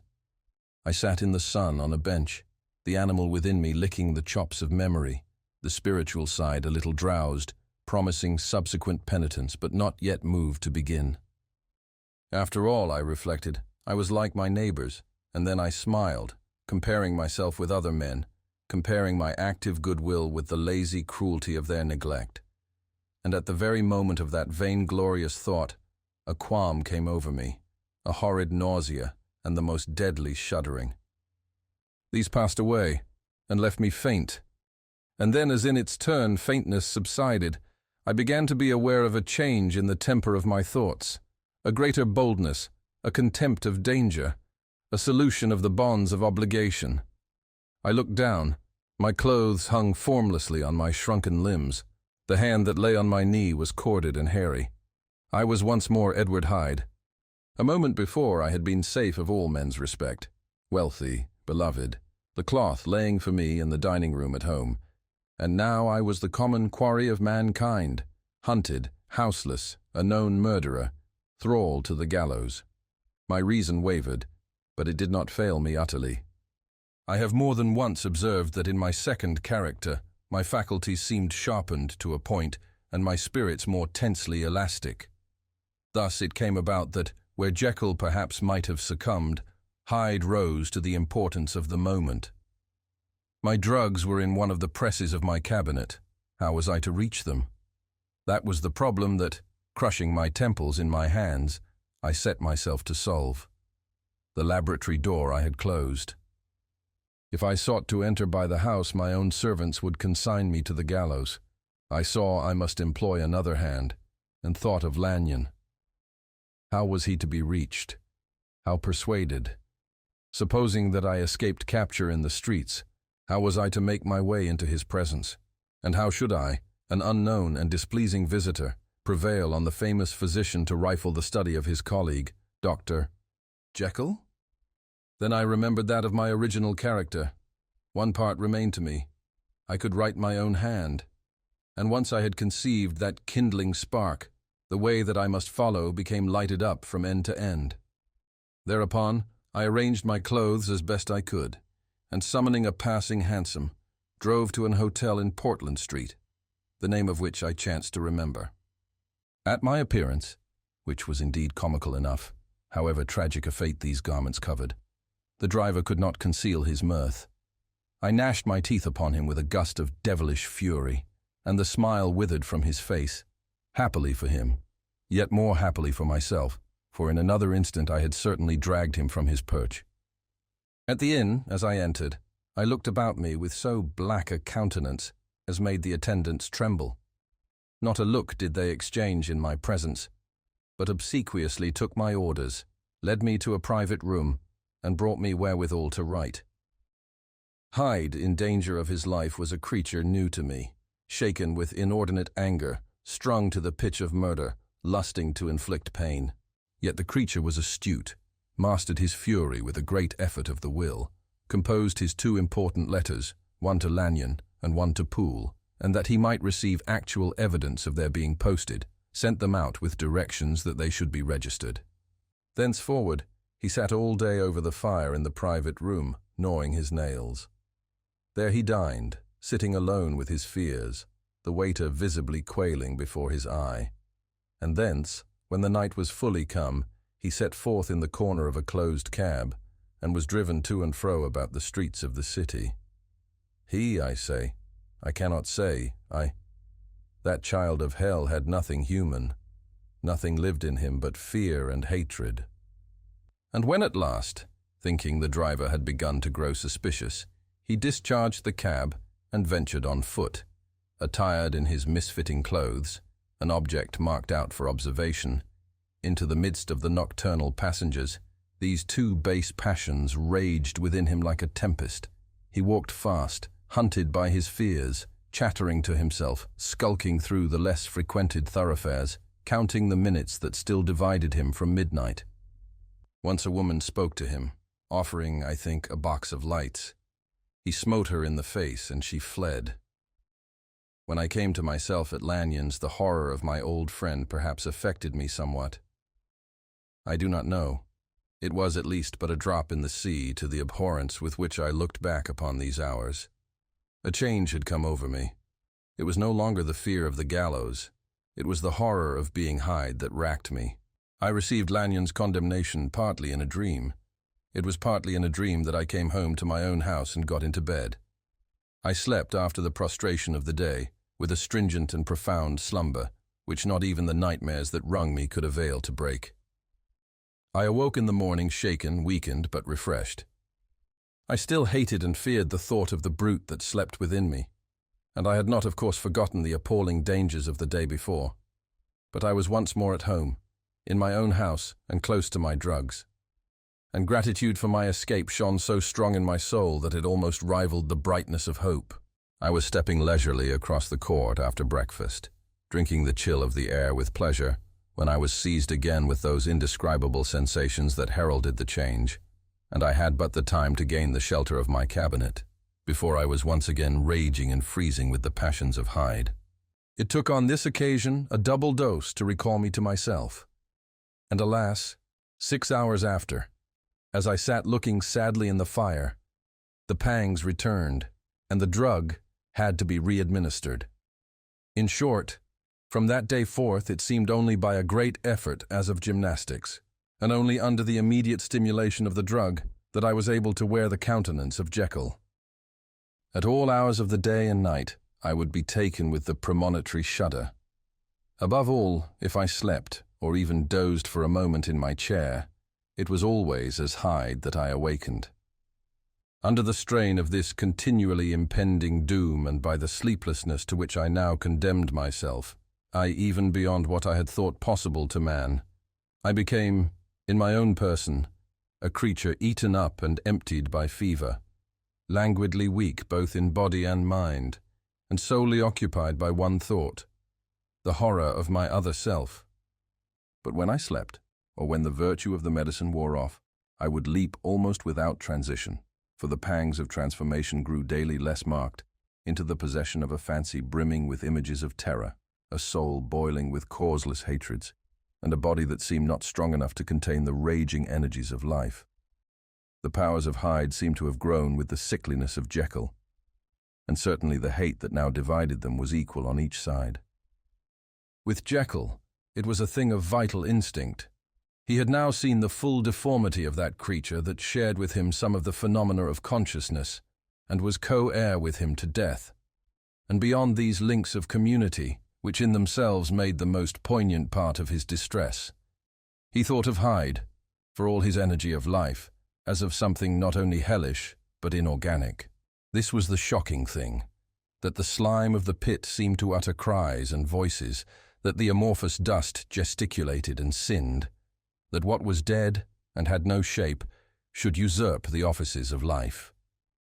And this again, that insurgent horror was knit to him closer than a wife, closer than an eye, lay caged in his flesh, where he heard it mutter and felt it struggle to be born, and at every hour of weakness and in the confidence of slumber prevailed against him and deposed him out of life.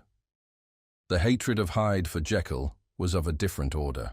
His terror of the gallows drove him continually to commit temporary suicide and return to his subordinate station of a part instead of a person. But he loathed the necessity. He loathed the despondency into which Jekyll was now fallen, and he resented the dislike with which he was himself regarded. Hence the ape-like tricks that he would play me, scrawling in my own hand blasphemies on the pages of my books, burning the letters and destroying the portrait of my father. And indeed, had it not been for his fear of death, he would long ago have ruined himself in order to involve me in the ruin. But his love of life is wonderful. I go further. I, who sicken and freeze at the mere thought of him, when I recall the objection and passion of this attachment, and when I know how he fears my power to cut him off by suicide, I find it in my heart to pity him. It is useless, and the time awfully fails me to prolong this description. No one has ever suffered such torments. Let that suffice. And yet even to these, habit brought, no, not alleviation, but a certain callousness of soul, a certain acquiescence of despair, and my punishment might have gone on for years, but for the last calamity which has now fallen, and which has finally severed me from my own face and nature. My provision of the salt, which had never been renewed since the date of the first experiment, began to run low. I sent out for a fresh supply and mixed the draught. The ebullition followed, and the first change of color, not the second. I drank it, and it was without efficiency. You will learn from Poole how I have had London ransacked. It was in vain, and I am now persuaded that my first supply was impure, and that it was that unknown impurity which lent efficacy to the draught. About a week has passed, and I am now finishing this statement under the influence of the last of the old powders. This, then, is the last time, short of a miracle, that Henry Jekyll can think his own thoughts or see his own face, now how sadly altered, in the glass. Nor must I delay too long to bring my writing to an end, for if my narrative has hitherto escaped destruction, it has been by a combination of great prudence and great good luck. Should the throes of change take me in the act of writing it, Hyde will tear it in pieces. But if some time shall have elapsed after I have laid it by, his wonderful selfishness and circumscription to the moment will probably save it once again from the action of his ape-like spite. And indeed the doom that is closing on us both has already changed and crushed him. Half an hour from now, when I shall again and forever re-endue that hated personality, I know how I shall sit, shuddering and weeping in my chair, or continue, with the most strained and fear-struck ecstasy of listening, to pace up and down this room, my last earthly refuge, and give ear to every sound of menace. Will Hyde die upon the scaffold? Or will he find courage to release himself at the last moment? God knows, I am careless. This is my true hour of death, and what is to follow concerns another than myself. Here then, as I lay down the pen and proceed to seal up my confession, I bring the life of that unhappy Henry Jekyll to an end.